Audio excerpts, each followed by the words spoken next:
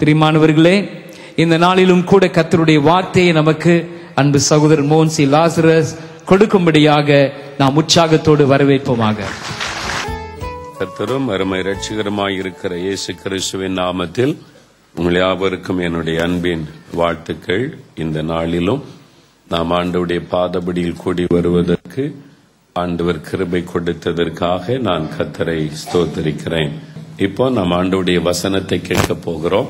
நம்முடைய எண்ணம் சிதறாதல் இருக்கும்படி நம்முடைய கண்களை மூடி அப்படியே இயேசுவை உங்களுடைய கண்களுக்கு முன்னால நிறுத்தி, இயேசுவே என்னோடு பேசும், என்னை சந்தியும், என் துக்கத்தை மாற்றும், என் வேதனைகளை நீக்கும், எனக்கு ஒரு அற்புதம் செய்யும். உம்மை தேடி நான் வந்திருக்கிறேன். இயேசுன்ற பெயரை சொல்லுங்க. யார் யார் இயேசுன்ற பெயரை சொல்லுவீங்களோ அவருடைய பிரசன்னம் உங்கள் பக்கத்துல கடந்து வரும். உங்கள் அருகில் அவர் கடந்து வருவா. உனக்கு என்ன வேணும்னு கேளுங்க, என்கிட்ட பேசுங்க, என்னை குணமாக்குங்க, எனக்கு விடுதலை தாங்க, இயேசுவே எனக்கு ஒரு அற்புதம் செய்யுங்க. அந்த இயேசு இயேசு இயேசு அந்த பெயரை சொல்ல சொல்ல ஆண்டவருடைய பிரசன்னம் இறங்கி கொண்டு இருக்கிறாரு. உங்கள் அருகில் ஆண்டவருடைய மகிமை இறங்கி கொண்டு இருக்கிறாரு. நீங்க தேவாலயத்துல நின்று கொண்டு இருக்கலாம், உங்க பக்கத்துல இயேசு கடந்து வந்திருக்கிறார். இயேசுவே என்னோடு பேசும், இயேசுவே என்னை தொடும், இயேசுவே என்னை சந்தி. இயேசுன்ற அந்த பெயரை சொல்லுங்க, வாய்னால உச்சரிங்க. அவருடைய நாமத்தை சொல்லி கூப்பிடுகிற ஒவ்வொருவருக்கும் அவர் சமீபமாயிருக்கிறார். Thank you Jesus. எங்கள் மத்தியில் நீர் வந்திருக்கிறதற்காக உமக்கு நன்றி.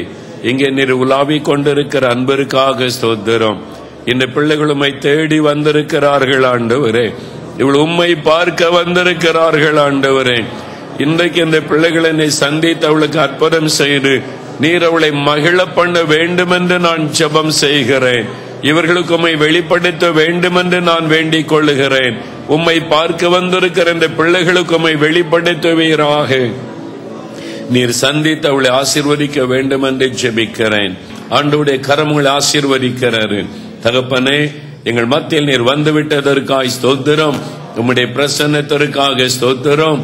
இப்பொழுது உம்முடைய வார்த்தைகளை கொண்டு உம்முடைய பிள்ளைகளோடு பேசும். உம்முடைய வார்த்தைகளினால் இவர்கள் ஆசீர்வதியும். இயேசுவின் நாமத்தில் ஜெபிக்கிறோம் பிதாவே, ஆமென். பரிசுத்த யோவான் எழுதின சுவிசேஷம் 14ஆம் அதிகாரம் 27வது வசனம். யோவான் 14ஆம் அதிகாரம் 27வது வசனம். சமாதானத்தை உங்களுக்கு வைத்து போகிறேன், என்னுடைய சமாதானத்தையே உங்களுக்கு கொடுக்கிறேன். உலகம் கொடுக்கிற பிரகாரம் நான் உங்களுக்கு கொடுக்கிறதில்லை.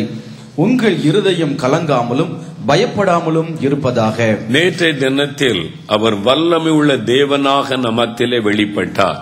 நம்மை சிருஷ்டித்த தேவன், நம்மீது அன்பு கூர்ந்த அந்த ஆண்டவர் எப்படிப்பட்டவர் என்று அறியும் பொழுதுதான் நம்முடைய வாழ்க்கையில் அற்புதங்களை ஆசீர்வாதங்களை பெற்றுக்கொள்ள முடியும். அவர் ஒரு வல்லமை உள்ள தேவனாக நேற்றைய தினம் தன்னை வெளிப்படுத்தி வல்லமையான காரியங்களை அவர் செய்தார். இன்றைக்கு இந்த இயேசு எப்படிப்பட்டவர் என்பதை நாம் தியானிக்கும் போது அவர் எப்படிப்பட்டவர் என்று அறியும் பொழுது நம்முடைய வாழ்க்கையிலே அற்புதம் நடக்கும். இயேசு சொன்ன ஒரு அற்புதமான வார்த்தை பாருங்கள். சமாதானத்தை நான் உங்களுக்கு வைத்து போகிறேன், என்னுடைய சமாதானத்தை நான் உங்களுக்கு தருகிறேன். உலகம் கொடுக்கிற பிரகாரம் நான் கொடுப்பது இல்லை. உங்கள் இருதயம் கலங்காமலும் பயப்படாமலும் இருப்பதாக. இந்த உலகத்தில் யாரும் சொல்லியிராத ஒரு வார்த்தை, யாரும் சொல்ல முடியாத ஒரு வார்த்தை. வானத்தை பூமியை உண்டாக்கின சர்வ வல்லமையுள்ள ஆண்டவர் இயேசு இன்னைக்கு உங்களை பார்த்து சொல்லுகிறார், என் மகனே, என்னுடைய சமாதானத்தை நான் உனக்கு தருகிறேன், என்னுடைய சமாதானத்தை நான் உனக்கு தருகிறேன். மகளே, சமாதானத்தை இழந்து சமாதானமற்ற நிலைமையில் வேதனையோடு இந்த இடத்தில் நீ வந்திருக்கிறாய் அல்லவா? ஏதோ ஒரு காரியத்தின் நிமித்தம் உங்களுடைய சமாதானம் பாதிக்கப்பட்டிருக்கிறது. உண்மையான சந்தோஷம் உடைய உள்ளத்துல இல்லை. ஒரு சமாதானமாக நீங்க வாழ முடியவில்லை. உள்ளத்துக்குள்ள வெளியே சொல்ல முடியாத ஒரு போராட்டம், காயப்பட்ட ஒரு இருதயம், எதிர்காலத்தை குறித்த பயந்த ஒரு கலங்கின ஒரு இருதயம், ஒரு நிம்மதியா வாழ முடியல, நிம்மதியா வேலைக்கு போயிட்டு வர முடியல.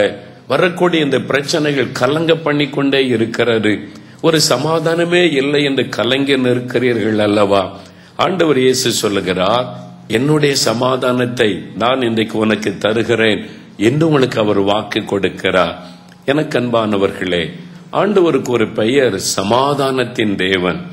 பிலிப்பியர் 4 அதிகாரம் 9 ரோமர் 15 அதிகாரம் 33 1 தெசலோனிக்கேயர் 5 அதிகாரம் 23 வாசித்தால் அவர் சமாதானத்தின் தேவன், காட் ஆஃப் பீஸ் என்று அவரை குறித்து சொல்லப்பட்டிருக்கிறது.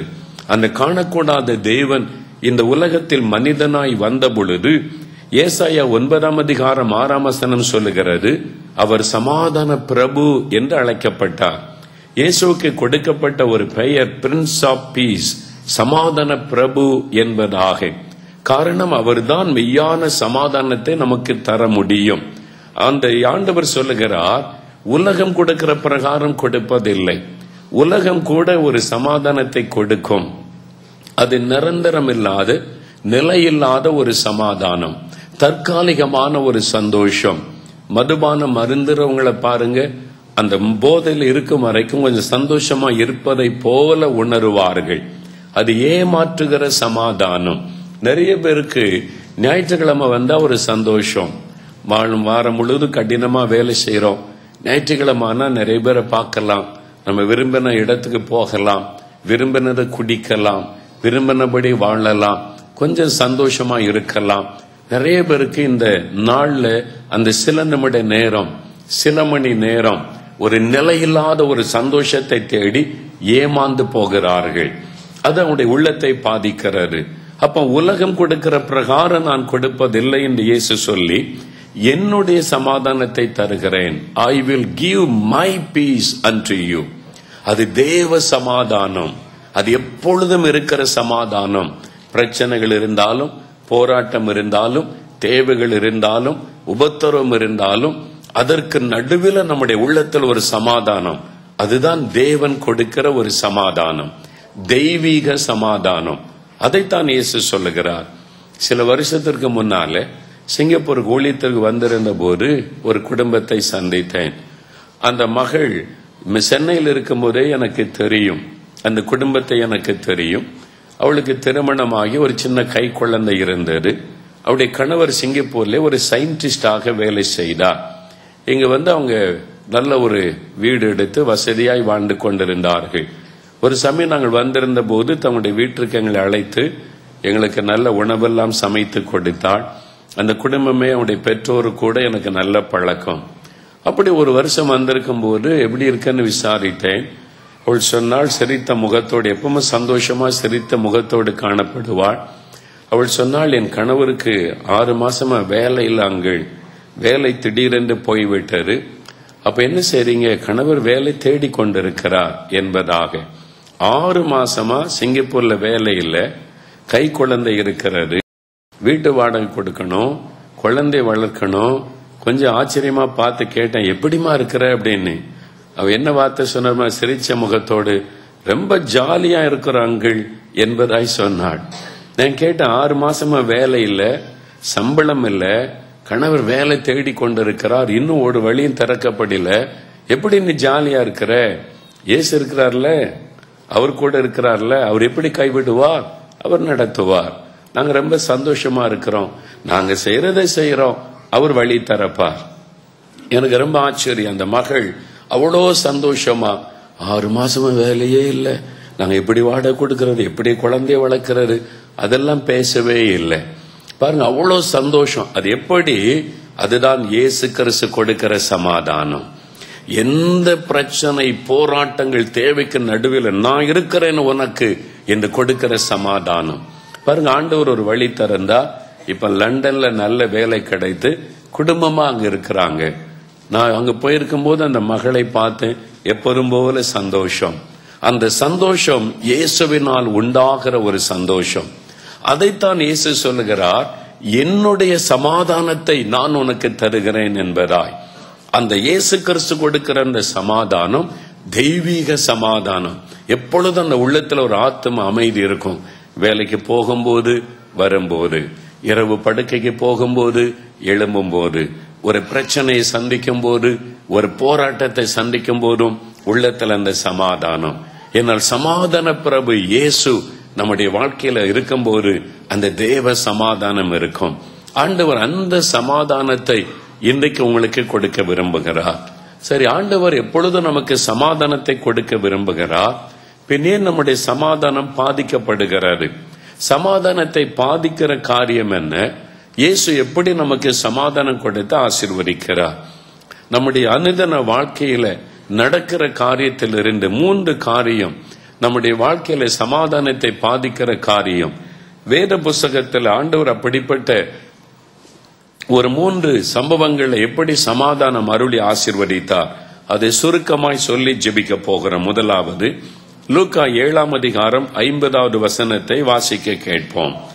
லூக்கா 7ஆம் அதிகாரம் 50வது வசனம். அவர் ஸ்திரீயை நோக்கி, உன் விசுவாசம் உன்னை ரட்சித்தது, சமாதானத்தோட போ என்றார். ஆண்டவர் ஒரு பெண்ணை பார்த்து சொல்லுகிறார், உன் விசுவாசம் உன்னை ரட்சித்தது, நீ சமாதானத்தோட போ. கோ இன் பீஸ். அவள் இயேசுவை தேடி வந்தாள். அப்பொழுது அவளுக்கு சமாதானம் இல்லை. ஆனால் இயேசு அவளை அனுப்பும் பொழுது சமாதானத்தோடு அனுப்புகிறார். இந்த கூட்டத்திற்கு நீங்கள் வரும் பொழுது உள்ளத்திலே சமாதானம் இல்லை. உள்ளத்துக்குள்ள பல கேள்விகள், போராட்டங்கள், கஷ்டங்கள், சமாதானத்தை இழந்த நிலைமை, நான் எப்படி வாழ போகிறேன், எப்படி மகிழ்ச்சியாக இருக்க போகிறேன் என்ற நிலைமை. இன்றைக்கு இந்த கூட்டம் முடிந்து நீங்கள் போகும்போது ஆண்டவர் உங்களை சமாதானத்தோடு அனுப்ப விரும்புகிறார். கோ இன் பீஸ். சமாதானத்தோடு நீ போ. இவளுடைய உள்ளத்திலே சமாதானம் பாதிக்கப்பட காரணம் என்ன?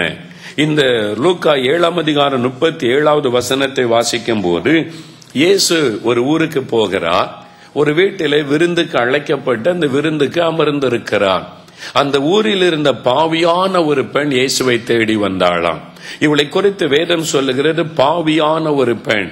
அவளுடைய பெயர் குறிப்பிடப்படவில்லை, ஆனால் அவள் செய்த அந்த காரியம் பாவி என்பது குறிப்பிடப்படுகிறது. பாவியான ஒரு பெண். அந்த ஊருக்கே தெரியும் இவள் பாவியான ஒரு பெண். விபச்சாரத்திலே வாழ்ந்து கொண்டிருந்த ஒரு பெண், ஒரு அசுத்தத்திலே வாழ்ந்து கொண்டிருந்த பெண், அந்த ஊர் முழுவதும் அறிந்திருந்த ஒரு பெண். அவள் இயேசுவை தேடி வருகிறாள். இயேசுடைய பாதத்தில் வந்து விழுந்து கண்ணீர் விட்டு அழுதாள் என்று வேதம் சொல்லுகிறது. உடைந்த உள்ளத்தோடு கண்ணீர் விட்டு அழுகிறாள். எதற்காக அவள் இயேசுவை தேடி வந்தாள்? அந்த பாவத்தின் நிமித்தம் அவளுடைய சமாதானம் பாதிக்கப்பட்டது. துன்மார்க்கனுக்கு சமாதானம் இல்லை, பாவத்திலே வாழ்கிற மனிதனுக்கு சமாதானம் இல்லை என்று வேதம் சொல்லுகிறாரு. அவங்க எந்த மதத்தை சார்ந்தவளா இருந்தாலும் சரி, எவ்வளவு பக்தி உள்ளவர்களா இருந்தாலும் சரி, ஏதோ ஒரு பாவத்திற்கு உங்களுடைய வாழ்க்கையில இடம் கொடுத்து விட்டால் அது முதலாவது உங்களுடைய சமாதானத்தை பாதிக்கும். அது மதுபான பழக்கமாக இருக்கலாம், அல்லது வேசித்தனமாக இருக்கலாம், அல்லது ஏதோ ஒரு காரியத்தை ஏமாற்றுகிறதா இருக்கலாம், ஒரு மனிதரை ஏமாற்றுகிற செயலாக இருக்கலாம், உங்க நம்பினவங்களை மோசம் போக்கின காரியமா இருக்கலாம். கண்களின் இச்சைகள், பெருமைகள், கோபங்கள், எரிச்சல்கள், உண்மையற்ற தன்மை, எந்த பாவமானாலும் முதலாவது உங்களுடைய சமாதானத்தை அது பாதிக்கும். வெளியில நீங்க சந்தோஷமா இருப்பதை போல காணப்பட்டாலும் உங்களுடைய உள்ளத்துக்குள்ள அந்த சமாதானம் பாதிக்கப்பட்டு விடும். இந்த பெண் கண்கள் இச்சித்தபடி, மாமிசம் விரும்பினபடி நடந்தாள். இதுதான் சந்தோஷம் என்று எண்ணிக்கொண்டிருந்தாள். ஆனால் இப்பொழுது அவளுடைய சமாதானம் பாதிக்கப்பட்டு விட்டது. எதிலே சந்தோஷம் என்று அவள் எண்ணினாளோ அது இப்பொழுது அவளுடைய உள்ளத்தை பாதித்து விட்டது. சமாதானத்தை இழந்து விட்டாள். ஆகவே அவளுடைய உள்ளம் பாவ மன்னிப்பை தேட ஆரம்பித்தது. என் பாவம் மன்னிக்கப்பட வேண்டும், எனக்கு ஒரு மெய்யான சமாதானம் வேண்டும் என்று அவளுடைய உள்ளம் ஏங்க ஆரம்பித்தது. யார் என் பாவத்தை மன்னிப்பார்கள், யார் எனக்கு சமாதானம் தருவார்கள் என்று ஏங்க ஆரம்பித்த பொழுது அவள் அநேக மத தலைவர்களை பார்க்கிறாள். எல்லாரும் அவளுடைய பாவத்தை மன்னிக்க ஒருவரும் தகுதியானவர்கள் அல்ல. இயேசுவை குறித்து அறிந்து கேள்விப்பட்ட போது ஒரு பரிசுத்தமுள்ள ஒரு ஆண்டவர் நம் மத்தியில் வந்திருக்கிறார், அவர்தான் என் பாவத்தை மன்னிக்க முடியும் என்று அறிந்து இயேசுவின் பாதத்தில் வந்து விழுந்து அழுகிறாள். நீங்க அந்த சம்பவத்தை வாசித்து பாருங்க. இயேசு அவளை பார்த்து நீ பாவி மனம் திரும்பு என்று சொன்னது இல்லை. ஆண்டவர் அவளுக்கு பிரசங்கம் பண்ணினதும் இல்லை, அவள் பாவி என்று சுட்டி காண்பித்ததும் இல்லை. அவளே தன் பாவத்தை உணர்ந்து வந்து ஆண்டவரிடத்தில் அழுகிறாள். அப்படியானால் அவளுடைய பாவமே அவளை பாதித்து கொண்டிருந்தது. அந்த பாதிப்பிலிருந்து தனக்கு ஒரு விடுதலை வேண்டும், பாவ மன்னிப்பு வேண்டும், விடுதலை வேண்டும் என்று ஏங்கி அவளே இயேசுவின் பாதத்தில் வந்து கண்ணீர் விட்டு அழுதாள் என்பதாக வேதம் நமக்கு சொல்லுகிறாரு. ஒரு சமயம் தூத்துக்குடி பட்டணம் 4 மாவடிக்கு அருகில் இருக்கிறது. ஒரு 40 கிலோமீட்டர் தூரத்துல அந்த மாவட்டத்துல தான் நாங்கள் இருக்கிறோம். அநேக வருஷத்துக்கு முன்னால அங்க ஒரு விடுதலை பெருவிழா கூட்டம் நடைபெற்றது ஒரு மைதானத்துல. அந்த கூட்டம் முடிந்து நாங்கள் ஊருக்கு வந்துட்டோம். 2 நாள் கழித்து ஒரு சகோதரர் என்னை பார்க்க வேண்டும் என்று 4 மாடிக்கு வந்திருந்தார். அவர் சொன்னார், ஒரு பிரதர் வந்திருக்கிறார், ரொம்ப ஒரு மாதிரி அவருடைய ஒரு அவசர தேவையில வந்திருக்கிற மாதிரி இருக்குது, ஊழியக்காரரை பார்க்கணும்னு சொல்றான்னு சொன்ன உடனே வர சொல்லுங்கள் என்று அழைத்தேன். அவர் எனக்கு என்னுடைய அறையில முன்னால உட்கார்ந்தார். என்ன பிரதர் பிரச்சனைன்னு கேட்டேன். அவர் அப்படியே கண்கள் கலங்கினவராய் ஒரு ஏதோ ஒன்று பறிகொடுத்தவராய் அவர் பேசினார். உங்களுக்கு என்ன பிரச்சனைன்னு கேட்டேன். ஐயா, நான் ஒரு கிறிஸ்தவன் தான், சர்ச்சுக்கெல்லாம் போவேன்.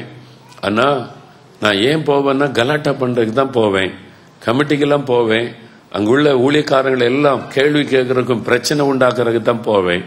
நல்லா குடிப்பேன், மனைவி எல்லாம் அடிப்பேன், வீட்டில் எல்லாரும் பயப்படுவாங்க. அப்படிதான் நான் வாழ்ந்துகிட்டு இருந்தேன். நான் வெறும் ஞாயிற்றுக்கிழமை சர்ச்சுக்கு போய் கலாட்டா பண்றதுக்கு போயிட்டு வந்துடும், அவ்வளவுதான். அதுக்கப்புறம் எந்த கூட்டத்துக்கெல்லாம் போக மாட்டேன். போன வாரம் தூத்துக்குள்ள நீங்க கூட்டம் நடத்தினப்போ எங்க சபை போதகர் சொன்னாரு, என்னை கொண்டு போய் அந்த கூட்டத்துல விட்டுருப்பான்னு சொன்னாரு.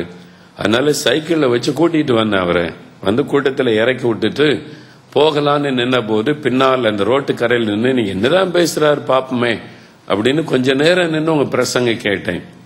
எப்போ உங்க பிரசங்கம் கேட்டேனோ அன்னையிலிருந்து என் தூக்கம் போச்சு, என் நிம்மதி போச்சு. ஏன்னா தூங்க முடியாம 2-3 நாளா பயங்கரமா கஷ்டப்படுறேன். உங்களுக்கு ஏன் பிரசங்கம் உங்களை என்னங்க கஷ்டப்படுத்துச்சுன்னு கேட்டேன். இல்ல, நான் பாவின்னு என் மனசாட்சி என்னை குற்றப்படுத்துதுன்னார். அப்ப என் மனசாட்சி என்னை குற்றப்படுத்துது, என்னால தூங்க முடியல, என்னால நிம்மதியா இருக்க முடியல. இதுவரைக்கும் நான் பாவம் செய்தாலும் அதுல அப்படியே சந்தோஷமா போய்கிட்டே இருந்தேன். ஆனா இன்றைக்கு என் மனசாட்சி என்னை குற்றப்படுத்துரு, நீ ஒரு பாவி, நீ இந்த மாதிரி பாவம் செய்து மனைவியை வேதனைப்படுத்துற, பிள்ளைகளை பயமுறுத்துற, சர்ச்சுக்கு போனா அங்க பிரச்சனை உண்டாக்குகிற, நீ பாவி என்று என் மனசாட்சி என்னை குற்றப்படுத்துகிறது. என்ன பண்றதுன்னு தெரியல, உங்களை பார்த்துடலான்னு நான் வந்திருக்கிறேன் அப்படின்னு சொன்னார். அவருக்குள்ள ஒரு பாவ உணர்வு. நான் அவரை தனியா பார்த்ததும் இல்லை, தனியா அவர்கிட்ட பேசினதும் இல்லை, நீங்க பாவத்தை விட்டு மனம் திரும்பன்னு சொன்னதும் இல்லை. இப்ப எப்படி அவருக்குள்ளே அந்த சமாதானம் பாதிக்கப்பட்டது? அவருடைய பாவம், அவருடைய அக்கிரமம் அவருடைய மனசாட்சியை வாதிக்க ஆரம்பித்தது. அதனால வந்திருந்தா சரி, அப்ப நம்ம ஜெபம் பண்ணலாம். இயேசு உங்களுடைய பாவத்தை மன்னிக்க ஆயத்தமா இருக்கிறார். உங்களுடைய பாவத்தை அவருடைய சொல்லுங்க, ஆண்டவரே நீ மன்னின்னு கேளுங்க, அவர் மன்னிப்பா. சரின்னு சொல்லி 2 பேரும் எங்களுடைய அறையில முழங்கால் படியிட்டோம். நான் சொன்னேன், முதல்ல நீங்க ஜெபம் பண்ணுங்க, அப்புறம் உங்களுக்காக நான் ஜெபம் பண்ணுகிறேன்னு சொன்னேன். அவர் என்னை பார்த்து சொன்னார், எனக்கு ஜெபம் பண்ணலாம் தெரியாதுங்கன்னு சொன்னார். கிறிஸ்தவர் தான், சர்ச்சுக்கு போகிறவர் தான், பாருங்க நான் ஜெபம் பண்ண தெரியாதுன்னார். நான் சொன்னேன், ஜெபம் என்பது தேவனோடு பேசுவாரு. இவ்வளவு நேரம் என்கிட்ட பேசுனீங்கல்ல, எனக்கு இந்த பாவம் இருக்குது, சமாதானம் இல்லை, நிம்மதி இல்லைன்னு, அது அப்படியே சொல்லுங்க. இயேசுங்க நம்ம மத்தியில இருக்கிறார், அவர் நம்ம மத்தியில பிரசன்னமாய் இருக்கிறார். உங்களுடைய கண்களை மூடி இயேசுவை மனசுல நினைச்சு, இயேசுவே நான் பாவிதான், நீங்க என்ன சொல்ல நினைக்கிறீங்களோ அதெல்லாம் சொல்லுங்க அப்படின்னு சொன்னேன். சரின்னு சொல்லி கண்ணை மூடினார். மெதுவா ஜெபிக்க ஆரம்பிச்சார் இயேசுவேன்னு சொல்லி. அப்படியே 1 நிமிஷம் 2 நிமிஷம் கடந்தது. அழ ஆரம்பிச்சிட்டார். மனம் உடைந்து ஏங்கி ஏங்கி சிறு பிள்ளை போல அழுதா. ஐயோ, நான் எவ்வளவு பெரிய பாவி ஆண்டவரே, நான் ஒரு குடிகாரன், நான் ஒரு பரிசுத்தம் இல்லாதவன், என் மனைவி கூட அடிச்சு வேதனைப்படுத்தினவன், சர்ச்சுக்கு போய் கூட கலாட்டா பண்ணினவன், நான் எவ்வளவு பெரிய பாவி, மன்னியும் ஜெபம் பண்ணார். பாருங்க, 5 நிமிஷம் 10 நிமிஷம் 15 நிமிஷம் கடந்துட்டு திடீர்னு ஜெபம் பாதியில நின்னுட்டு, ஜெபம் முடியல இயேசுவின் நாமத்தினால, டக்குன்னு நின்னுட்டு, என்னடா ஜெபம் நின்னுட்டேன்னு கண்ணை திறந்து பார்த்தா கண்ணில் கண்ணீர் தார தரையாய் வடிந்து கொண்டு இருக்கிறது. அவர் அப்படியே என்ன பார்த்தார். பார்த்துட்டு சொன்னார், எனக்கு சொல்றதுக்கு கூட அருவருப்பா இருக்குது, அந்த பாவத்தெல்லாம் ஆண்டவர் எனக்கு உணர்த்துகிறார்னு சொன்னார். நான் சொன்னேன், உங்க பாவம் எனக்கு தெரிய அவசியம் இல்லை, அது ஆண்டவருக்கு தெரியும். மனசுல அறிக்கையிடுங்க, ஆண்டவரே இந்த பாவத்தை செய்த என்னை மன்னிச்சிருங்க அப்படின்னு ஆண்டவர்கிட்ட கேளுங்கன்னு சொன்னேன். சிறு பிள்ளை போல அழுதார். ஜெபம் பண்ணவே தெரியாதுன்றவர் 1/2 மணி நேரம் அழுது ஜெபம் பண்ணினார். அதன் பிறகு அவருக்காக ஆண்டவருடைய ரத்தம் அவரை கழுவி அவரை சுத்திகரிக்கட்டும், ஆண்டவர் அவருக்கு உதவி செய்யட்டும் என்று நான் ஜெபம் பண்ணி முடித்தேன். ஜெபிச்சு முடிச்சு முழங்கால விட்டு எழும்பும் போது அவருடைய முகமே மாறி இருந்தார். ஒரு பெரிய சந்தோஷம், ஒரு பெரிய மகிழ்ச்சி. அவர் சொன்னார், என்னை விட்டு என் பாரெல்லாம் போயிட்டு நான் ரொம்ப நிம்மதியா சந்தோஷமா இருக்கிறேன். அவர் சமாதானத்தோடு கடந்து போனார். ஒரு பாவத்தின் பாரம் அவரை அழுத்தி கொண்டிருந்தார். அவருடைய மனசாட்சி அவரை குற்றப்படுத்தி கொண்டிருந்தார். நீ ஒரு பாவி என்று குற்றப்படுத்தி கொண்டிருந்தார். இப்ப இயேசுவனிடத்தில் வந்து அழுத பொழுது அவர் பாவத்தை ஆண்டவர் மன்னித்து ஒரு சமாதானத்தோடு ஆண்டவர் அனுப்பினார். அதுதான் இந்த இடத்துல நடந்தது. இந்த பெண் வந்து அழுது ஆண்டவரிடத்துல கண்ணீர் வடித்த போது இயேசு சொன்னார், மகளே, உன் பாவம் உனக்கு மன்னிக்கப்பட்டது. அப்பதான் உள்ளத்துல ஒரு பெரிய சமாதானம். அதான் தேவ சமாதானம். இந்த பாவ மன்னிப்பை நீங்கள் பெற்றுக்கொள்ளாவிட்டால் எத்தனை வருஷமானாலும் உங்களுடைய மனசாட்சி உங்களை பாதிச்சுக்கிட்டே இருக்கும். என்ன இந்தியாவிலிருந்து அப்பா அம்மா சிங்கப்பூர்ல போய் என் பிள்ளை சம்பாதிச்சு பணம் அனுப்பான்னு அனுப்புனா, இங்க வந்து மதுவிலும் துன்மார்க்கத்திலும் தவறான பழக்கத்திலும் தவறான நண்பர்களோட ஐயோ என் வாழ்க்கை இப்படி ஆகிவிட்டதே, உங்களுடைய மனசாட்சி உங்களை பாதிக்கும். எனக்கு மன்னிப்பு உண்டா, விடுதலை உண்டா? இயேசுவினிடத்திலே மன்னிப்பும் உண்டு, விடுதலையும் உண்டு, மெய்யான சமாதானம் உண்டு. அவர் ஒரு பூரணமாய் பாவத்தை மன்னித்து விடுதலையாக்கி ஒரு சமாதானத்தை உங்களுக்கு கொடுத்து மகிழ்ச்சியோடு கூட அனுப்புவார். இன்றைக்கு இந்த இடத்துல எவ்வளவு பெரிய பாவம் செய்திருந்தாலும் இயேசு கிறிஸ்துவின் ரத்தம் சகல பாவங்களை நீக்க நம்மை சுத்திகரிக்கும். இயேசு விடுதலையாக்கினால் மெய்யாகவே விடுதலை ஆவீர்கள்.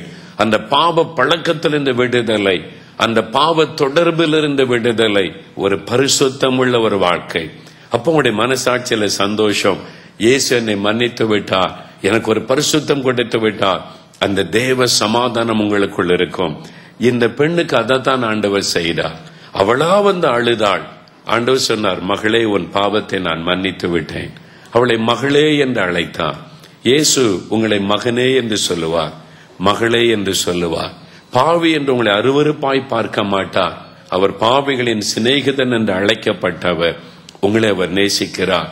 உங்களுக்கு பாவ மன்னிப்பு வேண்டும், பாவத்திலிருந்து விடுதலை வேண்டும் என்று இயேசுவுக்கு தெரியும். ஆகவேதான் இன்றைக்கு உங்களை கொண்டு வந்து உங்களோடு பேசுகிறார். என் மகனை, உன்னை மன்னிக்க நான் ஆயத்தமாய் இருக்கிறேன், அந்த பாவத்திலிருந்து விடுதலை கொடுக்க நான் ஆயத்தமாய் இருக்கிறேன் என்று இயேசு உங்களை சந்தித்துக் கொண்டிருக்கிறார். என்னுடைய சமாதானத்தை உனக்கு தருகிறேன் என்று சொல்லுகிறார். நீங்க ஏற்றுக்கொள்ளணும், அவ்வளவுதான். இயேசுவே என் வாழ்க்கையிலே வாரும், என்னை மன்னியும், என்னை ஏற்றுக்கொள்ளணும். இயேசு கிறிஸ்து முதலாவது நம்முடைய பாவத்தை மன்னித்து சமாதானத்தை தருகிறார். இரண்டாவது, மார்க் 5ஆம் அதிகாரம் 34வது வசனத்தை வாசிக்க கேட்போம். மார்க் 5ஆம் அதிகாரம் 34வது வசனம். அவர் அவளை பார்த்து, மகளே, உன் விசுவாசம் உன்னை ரட்சித்தது, நீ சமாதானத்தோட போய் உன் வேதனை நீங்கி சுகமாயிரு என்றார். இங்கே ஒரு பெண்ணை பார்த்து ஆண்டவர் சொல்லுகிறார், மகளே, உன் விசுவாசம் உன்னை ரட்சித்தது, நீ சமாதானத்தோடு போய் உன் வேதனை நீங்கி சுகமாயிரு. வேதனையோடு வந்த ஒரு பெண், சமாதானமற்ற நிலைமையில துக்கத்தோடு இயேசுவை தேடி வந்த ஒரு பெண், காயப்பட்ட ஒரு உள்ளத்தோடு வந்த ஒரு பெண். ஆண்டவர் அவளை பார்த்து அன்பாய் சொல்லுகிறார், மகளே, சமாதானத்தோட போ, உன் வேதனை நீங்கி சுகமாயிரு. அவளை வாழ்த்தி சமாதானம் கொடுத்து ஆசீர்வதித்து ஆண்டவர் அனுப்புகிறார். யார் இந்த பெண்? ஏன் இவள் சமாதானம் பாதிக்கப்பட்டது? இந்த மார்க் 5ஆம் அதிகாரத்தை வாசிக்கும் போது இந்த பெண்ணை குறித்து எழுதப்பட்டிருக்கிறது. இவள் ஒரு நோயினால் பாதிக்கப்பட்டவள். 12 வருஷம் பெரும்பாடு என்கிற வியாதியினால் பாதிக்கப்பட்டவள். பெண்களுக்கு தான் தெரியும் அந்த வியாதியினுடைய வேதனை. 12 வருஷம் அந்த நோயினால் பாதிக்கப்பட்டு அதற்காக பல டாக்டரிடத்திலே அவள் போனாள். வேதம் சொல்லுகிறது, அநேக வைத்தியர்களால் அவள் வருத்தப்பட்டாள். அதாவது தன்னுடைய சொத்துக்களை விற்று அவள் மருத்துவத்துக்கு செலவு செய்தும் சுகம் உண்டாகவில்லை. வியாதிதான் அதிகமாகிவிட்டது. இன்னைக்கு கூட டாக்டரிடத்துல நீங்க ஒரு வியாதிக்காக போனா 2 மாத்திரை தருவாங்க, இதை போட்டு அப்புறம் எக்ஸ்ட்ரா 2 மாத்திரை தருவாங்க. இது எதுக்கு டாக்டர்னு கேட்டா சைடு எஃபெக்ட் வராம இருக்கிறதுக்கு. அப்ப ஒரு வியாதிக்கு மருந்து கொடுத்தா அடுத்த வியாதி வந்துருது, அதை தடுக்கிறதுக்கு இன்னும் 2 மாத்திரை. இன்னைக்கு உள்ள நிலைமை அப்படிதான். இது இன்னைக்கு மாத்திரம் இல்ல, அன்றைக்கே இருந்திருக்கிறது. அவள் பாருங்க, அநேக வைத்தியர்களால் மிகவும் வருத்தப்பட்டாள் என்று வேதம் சொல்லுகிறார்.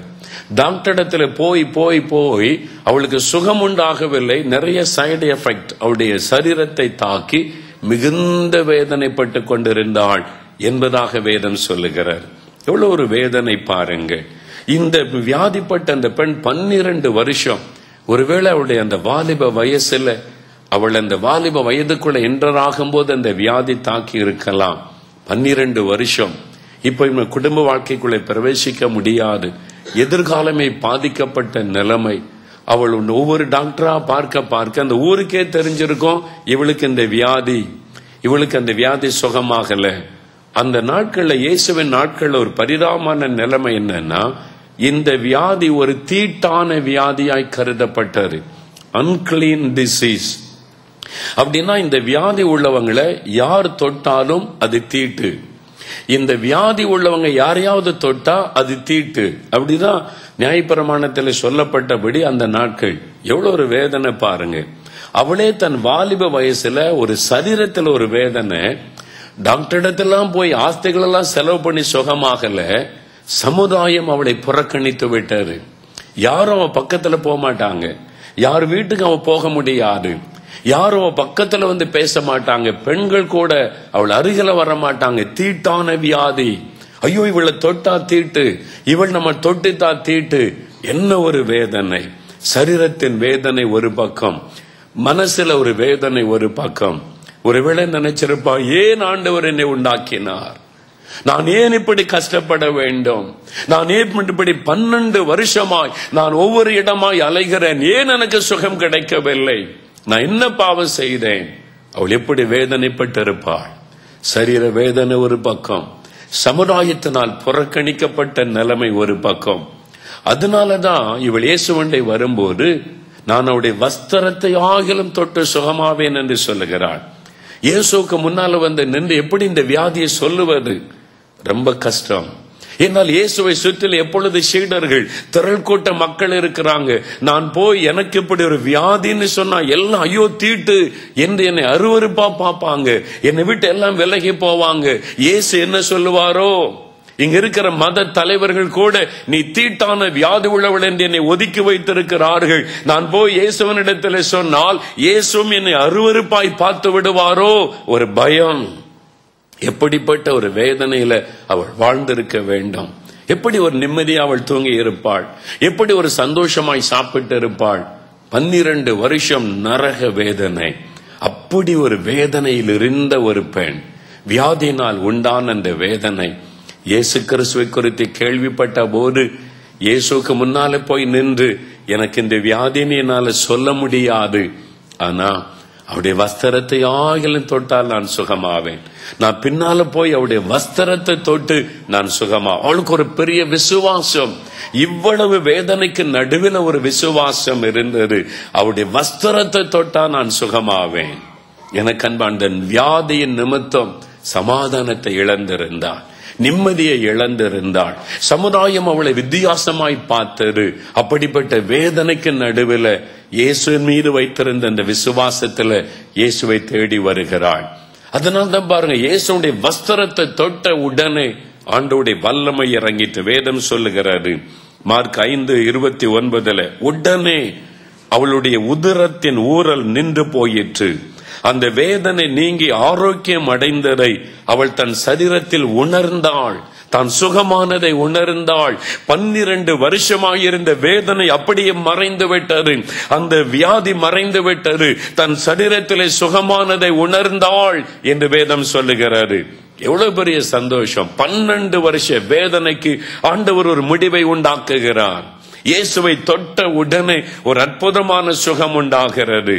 வேதனையை மாற்றுகிறவர் இயேசு, காயங்களை கட்டுகிறவர் இயேசு, துக்கத்தை சந்தோஷமாய் மாற்றுகிறவர் இயேசு. இந்த சமுதாயம் உங்களை புரிந்து கொள்ளாமல் இருக்கலாம்.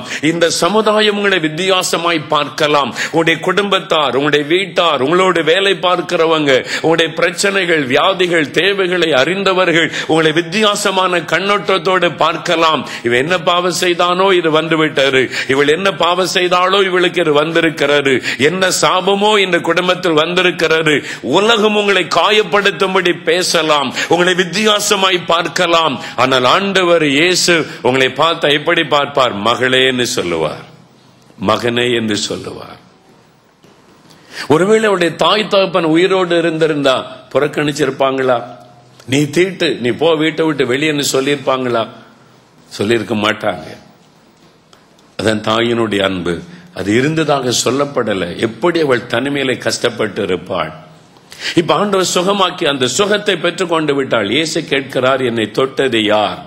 அவள் ரகசியமா போய் சுகம் பெற்று ரகசியமா போயிடலாம் நீ நினைத்தாள். இயேசு கேட்கிறார், யாரோ என்னை தொட்டாங்க, ஒரு அற்புதம் நடந்திருக்கிறது, யார் அது? சாட்சி சொல்ல ஆண்டவர் அழைப்பு கொடுக்கிறார். அவர் ரகசியமா சுகம் பெற்றுட்டு போயிடலாம் நீ நினைத்தாள். ஆண்டவர் சொல்றார், யாரோ என்னை தொட்டார்கள், சுகம் பெற்றிருக்கிறார்கள். யார் என்னை தொட்டது? இப்ப மறைஞ்சிருந்திருக்க முடியாது. பெரும் கூட்டம் எல்லாரும் நிக்கிறாங்க, சீடர்கள் நிக்கிறாங்க, பெரும் கூட்டம். என்ன இயேசு இப்படி கேட்கிறார்? எல்லாரும் தான் அவரை தொடுறாங்க, சீடர்கள் உரசிக்கிட்டு இருக்கிறாங்க, நிறைய பேர் தொடுறாங்க. இல்ல, என்னிடத்திலிருந்து வல்லமை புறப்பட்டு போனது. யாரோ விசுவாசத்தோடு தொட்டார்கள். விசுவாச தொடுதல் அற்புதத்தை கொண்டு வந்தது. விசுவாச தொடுதல். பாருங்கள், அந்த மகள் வந்து பயந்து நடுங்கி, வேதம் சொல்லுகிறது, அவள் பயந்து நடுங்கி ஆண்டவருக்கு முன்னால வந்து நின்றாளாம். நடுக்கம், பயம், சுகம் பெற்று விட்டாள். தான் சுகம் பெற்றதை உணர்கிறாள். இப்ப எல்லாருக்கும் மத்தியில இயேசு கூப்பிட்ட உடனே எல்லாருக்கும் மத்தியில சொல்லணுமே எனக்கு இந்த வியாதின்னு சொல்லி பயந்து நடுங்கி. ஏன் பயம் அவளுக்கு? சந்தோஷமா வந்து சாட்சி சொல்லி இருக்கலாமே, நான் சுகமாயிட்டு ஆண்டவரேன்னு சொல்லி இருக்கலாமே. ஏன் அவள் பயந்து நடுங்கி இயேசுவுக்கு முன்னால் வந்தாள்? ஒருவேளை இது தீட்டான வியாதி ஆயிற்று, நீ எப்படி என்னை தொடலாம் என்று இயேசு கடிந்து கொள்ளுவாரோ? எல்லா மனிதர்களைப் போல இவரும் என்னை கடிந்து கொள்ளுவாரோ? இந்த வியாதி உள்ள பெண் நீ எப்படி வந்து என்னை தொடலாம் என்று இயேசு கேட்டு விடுவாரோ என்கிற ஒரு பயம். அதனால அவள் பயந்து நடுங்கி தனக்கு நடந்ததெல்லாம் சொல்லுகிறாள். இயேசு என்ன சொல்றாரு? இயேசு அவளை பார்த்து, மகளே, உன் விசுவாசம் உன்னை ரட்சித்தது. அவள் பயப்படுவதை இயேசு அறிந்து சொல்றாரு, மகளே என்று அன்பாய் சொல்லுகிறார். நீ என்னுடைய மகள், யூ ஆர் மை டாட்டர். நீ என்னை தொடலாம், நான் உன்னுடைய தகப்பன். நான் உன்னை தீட்டாய் நினைக்க மாட்டேன். உலகம் எப்படி நினைக்கட்டும், நான் உன்னை சிருஷ்டித்தவர், நான் உன்னை உருவாக்கினவர். நானே உன்னை அருவருப்பாய் பார்த்தால் நான் எப்படி உன்னை உண்டாக்கின தேவனாய் இருக்க முடியும்? அன்று சொல்றார், மகளே பயப்படாதே. எல்லாரும் உன்னை அருவருப்பாய் பார்க்கலாம், ஆனால் நான் உன்னை என் மகளாய் பார்க்கிறேன் அன்று சொல்லுகிறார். திடன்கொள், சமாதானத்தோட போ, இனி சுகமாயிரு. ஆண்டவர் வாழ்த்தி அனுப்புகிறார். இனிமேல் உனக்கு வேதனை இல்லை, இனிமேல் உனக்கு கஷ்டம் இல்லை. உன் நிந்தையெல்லாம் மாறினது, உன்னுடைய தீட்டெல்லாம் மாறினது. சமாதானத்தோட போ, சந்தோஷமாயிரு. ஆண்டவர் எவ்வளவு பெரிய சமாதானத்தை கொடுக்கிறார். இன்னைக்கு உங்களை நேசிக்க யார் இல்லாமல் இருக்கலாம், உங்களை புரிந்து கொள்ள யாரும் இல்லாமல் இருக்கலாம். ஒருவேளை தனிமையாக நீங்கள் அழுது கொண்டே இருக்கலாம். இந்த தேசத்தில் ஒரு அனாதை போல நான் இருக்கிறேன், மக்கள் எல்லாம் என்னை வித்தியாசமா பார்க்கிறாங்க, என்னை பார்க்கிறவங்க எல்லாம் என்னை ஒரு கேள்வியோட பார்க்கிறாங்க. ஆண்டவர் சொல்றார், you are my son, you are my daughter. நீ என்னுடைய மகன், நான் தான் உன்னை உருவாக்கினேன், என் சாயல்ல உண்டாக்கி இருக்கிறேன். நீ என்னுடைய மகள், நான் தான் உன்னை உண்டாக்கினேன், உனக்காக ஜீவனை கொடுத்திருக்கிறேன், நான் உன்னை நேசிக்கிறேன். அந்த அன்பை இன்னைக்கு ஆண்டவர் உங்களுக்கு காண்பிக்கிறார். சமாதானத்தோட போ. இதுவரை நீ வேதனையோட வாழ்ந்தல்ல, எல்லாத்துக்கும் முடிவு. இன்றையிலிருந்து நீ சந்தோஷமா இருக்கணும், நீ மகிழ்ச்சியோடு இருக்கணும். வேதனை நீங்கி சுகமாயிரு. ஆண்டவர் வாழ்த்துகிறார், நீ வேதனை நீங்க சுகமாயிரு மகளே, நீ போ. சமாதானத்தோடு அனுப்பினார். எவ்வளவு பெரிய சந்தோஷம் அந்த மகளுக்கு, எவ்வளவு பெரிய சந்தோஷம். அந்த ஊரெல்லாம் பேசியிருப்பாங்க, வீடு வீடா போய் சொல்லி இருப்பா, ஏசினே மகளேன்னு சொன்னார், என்னை சுகமாக்கிட்டார். நீங்க எல்லாம் என்ன தீட்டு நினைச்சீங்க, ஏசினே குணமாக்கிட்டார். எவ்வளவு பெரிய சந்தோஷம். அப்படி அன்பை நினைத்து பாருங்க. ஆச்சரியமான ஒரு தெய்வம் இயேசு. நால்மாவடிக்கு பக்கத்தில் ஒரு கிராமம். அங்கே ஒரு இந்து குடும்பத்தை சார்ந்த ஒரு சகோதரி. அவங்களுக்கு இயேசுவை தெரியாது. திருமணம் ஆயிற்று. கணவன் வீட்டில் வாழ்ந்தாங்க. திடீர்னு வயிற்றில் ஒரு வலி உண்டாச்சு. ஏழை குடும்பம். டாக்டர்கிட்ட அந்த கணவர் கூட்டிட்டு போனார். டாக்டர்கள் பரிசோதனை பண்ணி ஸ்கேன் எடுத்து பார்த்துட்டு சொன்னாங்க, கர்ப்பப்பையில் ஒரு கட்டி இருக்குது, ரொம்ப ஆபத்தானது, கர்ப்பப்பையை ரிமூவ் பண்ணணும்னு சொல்லிட்டாங்க. இன்னும் குழந்தை இல்லை, திருமணமாக இப்பதான் சில வருடங்கள், கர்ப்பப்பையை ரிமூவ் பண்ணிடணும் அப்படின்னு டாக்டர் சொல்லிட்டாங்க. அந்த கணவர் பார்த்தார். அவரே ஏழை குடும்பம். ஒண்ணு, மருத்துவம் செய்யறதுக்கு போதுமான வசதி இல்லை. ரெண்டாவது, கர்ப்பப்பையை எடுத்துட்டா எப்படி குழந்தை பிறக்கும்? இனிமேல் இவளோடு வாழ்ந்து என்ன பிரயோஜனம்? இவளை மனைவியை வச்சு என்ன பிரயோஜனம்? அந்த மனுஷன் பாருங்கள், கொஞ்சம் கூட இரக்கம் இல்லாமல், இனிமே உன்னோட என்னால வாழ முடியாது, நீ வீட்டுக்கு போயிரு, உங்க அப்பா அம்மா வீட்டுக்கு போயிருன்னு சொல்லி தன் மனைவி வியாதிப்பட்டது நிமித்தம், கர்ப்பப்பையை எடுத்தருன்னு டாக்டர் சொன்னது நிமித்தம் வீட்டை விட்டு அனுப்பிவிட்டான். ஏரல் என்கிற ஊருக்கு, அதான் அவங்க ஊர், அங்க உள்ள சின்ன கிராமம். நால்மாவடியிலிருந்து கொஞ்சம் ஒரு 5 கிலோமீட்டர்ல இருக்குது. அந்த சகோதரி அப்பா அம்மா கூட இருந்தாங்க. எப்படி அவருடைய வாழ்க்கையில கஷ்டம். ஒரு பக்கம் வியாதி, கர்ப்பப்பையில கட்டி, டாக்டர்ஸ் ரிமூவ் பண்ணணும்னு சொல்றாங்க, ஆபரேஷன் பண்ண காசு இல்லை, அப்பா அம்மா ஏழைகள். இன்னொரு பக்கத்துல கணவன் கைவிட்டு தானே போயிருன்னு சொல்லி, இனிமேல் எதிர்காலம் என்ன? நேசிக்க, அன்பு காட்ட, உதவி செய்ய யாரும் இல்லை. வாழ்விலும் தாழ்விலும் எந்த புருஷன் கூட இருந்து கவனிக்கணும் அவனே அனுப்பிட்டானே, போயிரு, நீ வியாதிப்பட்டு விட்டாய், உன்னோடு வாழ முடியாதென்று. எப்படி பெரிய வேதனை பாருங்க. வீட்டில் அழுதுகிட்டே இருப்பா. அப்பா அம்மாவுக்கு ஏழைகள் என்ன செய்யறதுன்னு தெரியல. இவருடைய வாழ்க்கையை கேள்விக்குறி ஆகிவிட்டாரு. ஊரார் என்ன பேசியிருப்பாங்க? இந்தியாவில், தமிழ்நாட்டில் எங்க போனாலும் சரி, தன்னை விட அடுத்த ஆள் வீட்டில் என்ன நடக்குன்னு பாக்குறதா நிறைய பேருக்கு சந்தோஷமே. தான் வீட்டில் என்ன நடக்குன்னு இப்ப அடுத்த வீட்டில் என்ன நடக்கு, அவன் வீட்டில் என்ன நடக்கு, அதை பேசுறதுல நிறைய பேருக்கு சந்தோஷம். எப்படி அந்த கூட அந்த கிராமத்தில் அவ வாழ்ந்திருக்க முடியும்? என்ன பாவம் செய்தாலோ, என்ன காரியம், என்னென்ன வார்த்தை பேசியிருப்பாங்க. அதுக்கு மத்தியில அவள் வேதனையோடு வீட்டில் இருந்தப்போ, அவங்க வீட்டு பக்கத்துல இன்னொரு இந்து குடும்பம். அவங்க சொன்னாங்க, ஏன் இப்படி அழுதுகிட்டே இருக்கிற அப்படின்னு. இயேசு உடிக்கிறார் பத்திரிக்கை கொண்டு வந்து கொடுத்தாங்க. இது மாதிரி ஒரு பத்திரிக்கை வருது, இயேசு கிறிஸ்து நிறைய பேருக்கு அற்புதம் செய்யறாராம். அதுல எழுதுறாங்க, நால்மாவடியில் ஒரு ஜெபம் நடக்குதா, நீ இந்த அட்ரஸுக்கு கடிதம் எழுதி போடு, உனக்காக இந்த நால்மாவடியில் இயேசு கிறிஸ்துட்ட ஜெபம் பண்ணுவாங்க. இதை சொன்னது இன்னொரு இந்து சகோதரி. அந்த பத்திரிகை வாங்கி வாசித்து பார்த்தா அதுல நிறைய பேர் சாட்சி எழுதியிருக்கா, இயேசு எனக்கு சுகம் கொடுத்தாரு. அதை பார்த்த போது அந்த மகளுக்குள்ளே ஒரு சின்ன விசுவாசம் துளிர் விட்டு இருக்கிறார். நம்பிக்கை இழந்து போன அந்த பெண்ணுக்கு, சரி இப்படிலாம் இயேசு அற்புதம் செய்யறாருன்னா எனக்கு அவர் செய்வாரான்னு சொல்லி ஒரு கடிதம் எழுதி, ஐயா நான் ஒரு இந்து குடும்பத்தை சார்ந்தவள், இந்த மாதிரி கர்ப்பப்பையில கட்டி கணவர் என்னை கைவிட்டுட்டாரு, ஆபரேஷன் பண்ண கூட வழி இல்லை, என்ன செய்யறேன்னு தெரியல, மரண போராட்டம், எனக்கா ஜெபம் பண்ணுங்க அப்படி கடிதம் எழுதி அனுப்பிட்டாள். இந்த கடிதம் என் கையில கிடைத்தது. சில சீரியஸான கடிதங்களை நாங்க தெரப்பின் வாசல்ல வாசித்து ஜெபம் பண்ணுவோம். கேன்சர் வியாதி ரொம்ப பாதிக்கப்பட்டவங்க ஆஸ்பத்திரியில் இருக்காங்கன்னா அவங்களோட பெயர் சொல்லி ஜெபம் பண்ணுவோம்.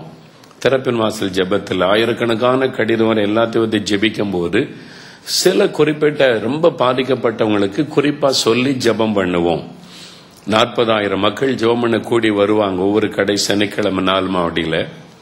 அப்போ இந்த கடிதத்தை நான் எல்லாருக்கும் மத்தியில வாசம், பாவம் இப்படி ஒரு இந்து சகோதரி ரொம்ப வேதனையோடு எழுதியிருக்கிறாங்க, நம்ம எல்லாரும் அவங்களுக்காக ஜெபம் பண்ணலாமான்ன போது எல்லாரும் சேர்ந்து ஜெபம் பண்ணாங்க. என்ன ஒரு அற்புதம்னா, அந்த மகள் கடிதம் எழுதிவிட்டு அந்த ஜெபத்துக்கு வந்திருக்கிறாள். அவருடைய கடிதம் வாசிக்கப்பட்ட உடனே, ஏன் கடிதத்தை வாசிக்கிறாங்க அப்படின்னு அந்த மகள் ஜெபம் பண்ணி இருக்கிறாள், இயேசுவே என்னை குணமாக்கும். இந்த கூட்டத்தில் இருந்து ஜெபித்திருக்கிறாள். அவ அந்த கூட்டத்துக்கு வந்தது எங்களுக்கு தெரியாது, ஆனா இயேசு அற்புதமானவர். இந்த மகளுடைய கண்ணீரை கண்டார், உடனே தொட்டார். அந்த கட்டி மறைந்து விட்டது.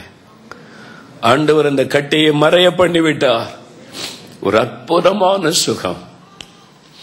அந்த மகளுக்கு எப்படி இருந்திருக்கும்? கர்ப்பப்பையில் இந்த வலி போய் விட்டாரு, அந்த கட்டி மறைந்து விட்டாரு. இயேசு சுகம் கொடுத்தார். அவள் வீட்டுக்கு போன போது அடுத்த நாள் அவருடைய கணவன் தானாக திரும்பி தேடி வந்து மனைவி அழைத்து கொண்டு போய்விட்டான். வேண்டான்னு சொன்ன புருஷன், நீ வியாதிப்பட்டு விட்ட, எனக்கு வேண்டான்னு சொல்ல புருஷன் தானாகவே தேடி வந்து தன் மனைவி அழைச்சு கொண்டு போயிட்டான். கர்த்தர் அவளை ஆசீர்வதித்தார், ஒரு குழந்தையை கொடுத்தார். இயேசு உடைக்கிறார். சுவிசேஷ குழுவினர் கிராமம் நாங்கள் சுவிசேஷத்தை அறிவிக்க போவோம். அது மாதிரி இயேசு உடைக்கிறார் டீம் ஒரு நாள் அந்த கிராமத்துக்கு போனாங்க. அங்க கிறிஸ்தவங்களே கிடையாது. அங்க போன போது இந்த மகள் கையில குழந்தையோட வந்து, நால்மாடியிலிருந்து வரீங்களான்னு கேட்டு, அப்போதான் இந்த மகள் இதெல்லாம் சொன்னாள். ஐயா, நான் இந்த மாதிரி கர்ப்பப்பையில கட்டி டாக்டர்ஸ் இப்படி சொன்னாங்க, என் கணவர் என்னை விரட்டிட்டார், நான் 4 மாடிக்கு வந்தேன், கடிதம் எழுதி எனக்காக நீங்க ஜெபிச்சீங்க, இயேசு அந்த கட்டியை மறைய பண்ணி இன்னைக்கு ஒரு அழகான குழந்தையை தந்திருக்கிறார், இது இயேசுவால கிடைச்சது, நான் இயேசுவை மறக்கல, இப்ப நான் இயேசுவை தான் எப்பொழுதுமே வணங்கி கொண்டு இருக்கிறேன், அவர்தான் என் தெய்வம், நான் அவரை விடவில்லை என்று மகிழ்ச்சியோடு சொல்லி இருக்கிறாள். 2000 ஆண்டுகளுக்கு முன்பாக அற்புதம் செய்த இயேசு இன்றைக்கு உயிரோடு இருக்கிறார். இன்றைக்கு மனதுருக்கம் உள்ளவர், இன்றைக்கும் அற்புதம் செய்கிறவர். ஒரு காயப்பட்ட உள்ளத்தோட, சமுதாயத்தால் புறக்கணிக்கப்பட்ட நிலைமையில வேதனையோடு வந்து ஒரு பெண்ணை பார்த்து இயேசு சொல்றாரு, சமாதானத்தோடு போ மகளே, உன் வேதனை நீங்கி சுகமாயிரு. நீ சுகமா இருக்கணும். ஆண்டவர் அதைத்தான் விரும்புகிறார். நீ சுகமா இருக்கணும், நீ சுகமா இருக்கணும் மகனே, நீ சுகமா இருக்கணும் மகளே. அவர் உங்களை சுகமாய் வைக்கிற ஒரு தேவன், உங்களை ஆசீர்வதிக்கிற தேவன் இயேசு. பாருங்க, ஆண்டவர் சொல்லி அவளை மகிழ்ச்சியோடு அனுப்பினார். இன்றைக்கு இந்த இடத்தை விட்டு உங்களை அனுப்பும் போது ஆண்டவர் சமாதானத்தோடு அனுப்பி உங்களை சுகமாய் வாழ்ந்திருக்க செய்ய விரும்புகிறார். உங்களுடைய சமாதானம் வியாதி நிமித்தம் பாதிக்கப்பட்டிருக்கலாம். எனக்கு இப்படி ஒரு வியாதி வந்துட்டு, இப்படி ஒரு வலி வந்துட்டு, நடக்க முடியல, கஷ்டம். இயேசு சுகமாக்குவார். விசுவாசிங்க, இன்றைக்கு உங்களுக்கு அவர் அற்புதம் செய்வார். எந்த வியாதியும் சுகமாக்க அவர் வல்லமை உள்ளவர். உங்களுடைய சமாதானம் பாதிக்கப்பட்டிருக்கலாம். என் 14 வயசுல இருதயம் ஹார்ட் என்லார்ஜ்மெண்ட் வீங்கி கால் நடக்க முடியாம மரணப்படுக்கை. இந்து குடும்பத்தை சார்ந்தவன், எங்க அப்பா அம்மாலாம் இந்துக்கள், எங்களுக்கு இயேசுவை தெரியாது, சமாதானமே போய்விட்டது, குடும்ப நிம்மதியே போய்விட்டது. சில மாத காலமாய் வீட்டில் துக்க வீடாக, மரண வீடாக என் வீடு இருந்தது. என்ன, நான் செத்து போயிடுவேன்னு டாக்டர் சொல்லிட்டாங்க. அப்பதான் இயேசு வந்து என்னை தொட்டு குணமாக்கினார். என் குடும்பத்தில் எவ்வளவு பெரிய சந்தோஷம். எங்களுடைய துக்கத்தை சந்தோஷமாய் மாற்றினார். எனக்கு அன்பானவர்களே, அதே இயேசு உங்களை தேடி வந்திருக்கிறார். இன்றைக்கு உங்களுக்கு சுகம் தருவார், உங்களை மகிழ்ச்சியோடு அனுப்புவார். கடைசியாய் ஒரு வசனத்தை சொல்லி நான் உங்களுக்காக ஜெபிக்க விரும்புகிறேன். பரிசுத்த யோவான் எழுதின சுவிசேஷம் 20ஆம் அதிகாரம் 19ஆம் வசனத்தை வாசிக்க கேட்போம். வாரத்தின் முதல் நாளாகிய அன்றைய தினம் சாயங்கால வேளையிலே சீஷர்கள் கூடியிருந்த இடத்தில் யூதர்களுக்கு பயந்ததினால் கதவுகள் பூட்டி இருக்கையில் இயேசு வந்து நடுவே நின்று, உங்களுக்கு சமாதானம் என்றார். இயேசு வந்து நடுவே நின்று, உங்களுக்கு சமாதானம், பீஸ் பி அன்டு யூ என்று சொல்றார். உங்களுக்கு சமாதானம். இயேசுவை சிலுவையில் அறைந்து கொண்டு விட்டார்கள், அவரை அடக்கம் பண்ணி விட்டார்கள். இனிமேல் எல்லாம் முடிந்தது என்று மத தலைவர்கள், இயேசுவின் மீது பொறாமை கொண்டவர்கள், அவரை சிலுவையில் அறைய காரணமாய் இருந்தவர்கள் எல்லாம் சந்தோஷப்பட்டு கொண்டிருக்கிறாங்க. ஆனால் இயேசு சொன்னார், நான் இந்த உலக மக்களின் பாவத்திற்காக சிலுவையில் ரத்தம் சிந்தி மரித்து அடக்கம் பண்ணப்பட்டு 3ஆவது நாள் உயிரோடு எழுந்திருப்பேன் என்று ஏற்கனவே சொல்லி இருந்தார். அது யாருக்கு மனசுல இல்ல. செத்தாள் எப்படிங்க 3 நாள் கழிச்சு உயிரோட வர முடியும்? அதனால யாரும் அதை பெருசா எடுத்துக்கொள்ளல. அதனால சீடர்கள் கூட இயேசு மரித்து அடக்கம் பண்ணி ஆகிவிட்டாரு, அவருடைய உயிர்த்தெழுதலை பற்ற சிந்தையே அவர்களுக்கு இல்லை. இயேசு சொன்னாரே அவர் உயிரோடு எழுந்திருப்பாரு என்ற எண்ணமே அவளுக்கு இல்லை. இந்த உலகத்துல நிறைய பேர் தோன்றி தங்களை தெய்வம்னு காமிச்சுக்கிட்டாங்க. உள்ளுகளை பார்த்தா தங்க திருடனும் பண திருடனுமா இருந்திருக்கிறாங்க. செத்த பிறகுதான் கவர்மெண்ட் கண்டுபிடிச்சாங்க. அவர் செத்த பிறகு உயிரோடு எழும்புவாராம். எங்க எழும்புவார்? எத்தனை நாள் ஆனால் எழும்ப போறதில்லை. ஏன்னா இயேசு பரிசுத்தம் உள்ளவர். அவரை விசாரித்த ரோம அதிகாரி கவர்னர் சொல்லுகிறார், அவரிடத்தில் ஒரு குற்றத்தை நான் காணவில்லை. பெர்ஃபெக்டான பரிசுத்தமாய் வாழ்ந்தவர். அவர் வாழ்ந்த போதும் மரித்து எழுந்த பிறகு இதுவரைக்கும் இயேசுவிடத்தில் அவர் குற்றம் செய்தவர் என்று நிரூபிக்க ஒருவரால் முடியவில்லை. என்னால் அவர் தேவன், பரிசுத்தமாய் வாழ்ந்து சொன்னபடி 3வது நாள் உயிரோடு கூட எழுந்தார். அவர் உயிர்த்தெழுந்தார். இவங்களுக்கு தெரியல, பயந்துகிட்டு இருக்கிறாங்க. இயேசுவையே கொன்னுட்டாங்களே, நம்ம எப்படி இந்த உலகத்தில் வாழ போகிறோம்? மனிதர்களை குறித்த பயம், எதிர்காலத்தை குறித்த பயம், நாளை தினத்தை குறித்த பயம், இனி எப்படி வாழ போகிறோம் என்கிற ஒரு கலக்கம், என்ன நடக்குமோ என்கிற ஒரு பயம். அவர்கள் பயந்து கொண்டிருந்தார்கள். அதனால சமாதானம் பாதிக்கப்பட்டு விட்டது. பயம் நம்முடைய சமாதானத்தை பாதிக்கும். பயம். சிங்கப்பூர்ல புதுசா ரூல் கொண்டு வந்துட்டாங்களே, இனிமேல் இங்க லோக்கல்ல இருக்கிறவங்களுக்கு தான் வேலை, வெளிநாட்டுல இருந்து வர்றவங்களுக்கு வேலையெல்லாம் எடுத்துருவாங்களாம். எவ்வளவு நாள் வேலை தெரியலையே, பயந்துகிட்டு இருக்கிறீங்களா? எவ்வளவு நாள் வேலையில வச்சிருப்பாங்க, எப்ப வீட்டுக்கு அனுப்புவாங்க? நம்ம அங்க நிறைய கடன் பிரச்சனையில் இருக்கிறோமே, பணத்தெல்லாம் திரும்ப கொடுக்கணுமே, எப்படி வாழ போகிறோம்? பிஆர் கிடைக்க மாட்டேங்குது, விசாவுல பிரச்சனை இருக்குது, இப்ப பதில் சொல்ல மாட்டேங்கிறாங்க. இந்த தேசத்துல நம்ம சந்தோஷமா வாழ முடியுமா? தேவைக்கு என்ன பண்றது? நாளைக்கு என்ன செய்யறது? சிங்கப்பூர்ல வேலை கிடைச்சிருக்குன்னு நினைச்சுதானே வீடு கட்டலாம் நீ நினைத்தது, திருமணம் பண்ணலாம் நீ நினைச்சது எல்லாமே தவிடுபடி ஆகிரும் போல ஒரு பயம். கலங்கி கொண்டு இருக்கிறீங்களா? தேசத்தின் சட்டம் மாறலாம், இயேசு மாறாதவர். அவர் வாழ வைக்கிற ஒரு தேவன். ஒரு வழி அடைந்தா அடுத்த வழியை திறக்கிற தேவன் அவர். நீங்கள் நினைத்து பார்த்திராத விதமாய் செய்கிறார். அவர் வந்து நின்று சொல்லுகிறார், உங்களுக்கு சமாதானம். ஏன் பயப்படுறீங்க? நான் உயிரோடு இருக்கிறேன். ஏன் கலங்குறீங்க? நான் உயிரோடு இருக்கிறேன். பயப்படாதிருங்க. அந்த பயம் மாறி சந்தோஷம் உள்ளத்துல வந்தது. இயேசு இருக்கிறார், பார்த்துக்கிடுவார். இனி பயப்பட தேவையில்லை. எந்த மத தலைவர் எழும்பினா என்ன, எந்த சட்டம் வந்தால் என்ன, இயேசு இருக்கிறார். என்னை கவனித்துக் கொள்ள, என்னை ஆசீர்வதிக்க, என்னை பாதுகாக்க அந்த மன தைரியம் உண்டானது. இன்னைக்கு பயந்து கொண்டிருக்கிறீங்களா? வேலை நிமித்தமாய் பயம், பிஆர் கிடைக்காதது நிமித்தம் பயம், விசாவில் உள்ள பிரச்சனை நிமித்தமாய் பயம், ஏஜென்ட் கொலைப்படி பண்ணித்தானே நீ பயம், எப்படி இந்த தேசத்திலே வாழ போகிறோம் என்ற பயம். இயேசு சொல்லுகிறார், உங்களுக்கு சமாதானம், என்னுடைய சமாதானத்தை தருகிறேன். அவர் உங்களை வாழ வைக்கிற ஒரு தேவன். நீங்க அவரை விசுவாசித்து பற்றி கொண்டா உங்களுக்கு நிரந்தர வேலை கொடுத்து, நிரந்தர வருமானத்தை கொடுத்து, ஒரு வழி அடைச்சா இன்னொரு வழியை திறந்து உங்களை ஆசீர்வதித்து மேன்மைப்படுத்துகிற ஒரு தேவன். நீங்க அவரை சார்ந்து கொள்ளுங்க. அவர் சொல்றார், நீங்க பயப்படாதுங்க, நான் இருக்கிறேன் உங்களுக்கு, நான் உயிரோடு இருக்கிறேன் என் ஆண்டவர் உங்களுக்கு வாக்கு கொடுக்கிறார். பயப்படாதிருங்க, உங்களுக்கு சமாதானம். இன்னைக்கு உங்களுடைய சமாதானத்தை பாதிக்கிற அந்த பிரச்சனை என்ன? உங்களுக்கு சமாதானம். பயப்படாதுங்க. ஒரு சமயம் நான் குவைத் தேசம் போயிருந்த போது ஒரு சகோதரர் காலையில ஜெபம் என்னை பார்க்க வந்தார். ரொம்ப துக்கம் அவருக்கு. அவர் சொன்னார், ஏன் பிரதர் உங்களுக்கு என்ன காரியம்னு சொன்னேன். நாங்க வேலைக்கு வந்து சில வருஷம் ஆயிட்டு பிரதர், என் குடும்பம் மனைவி பிள்ளைகள்லாம் இந்தியாவில் இருக்கிறாங்க, ஏன் அவங்களை கூட்டிட்டு வரலாம்லன்னு கேட்டேன்.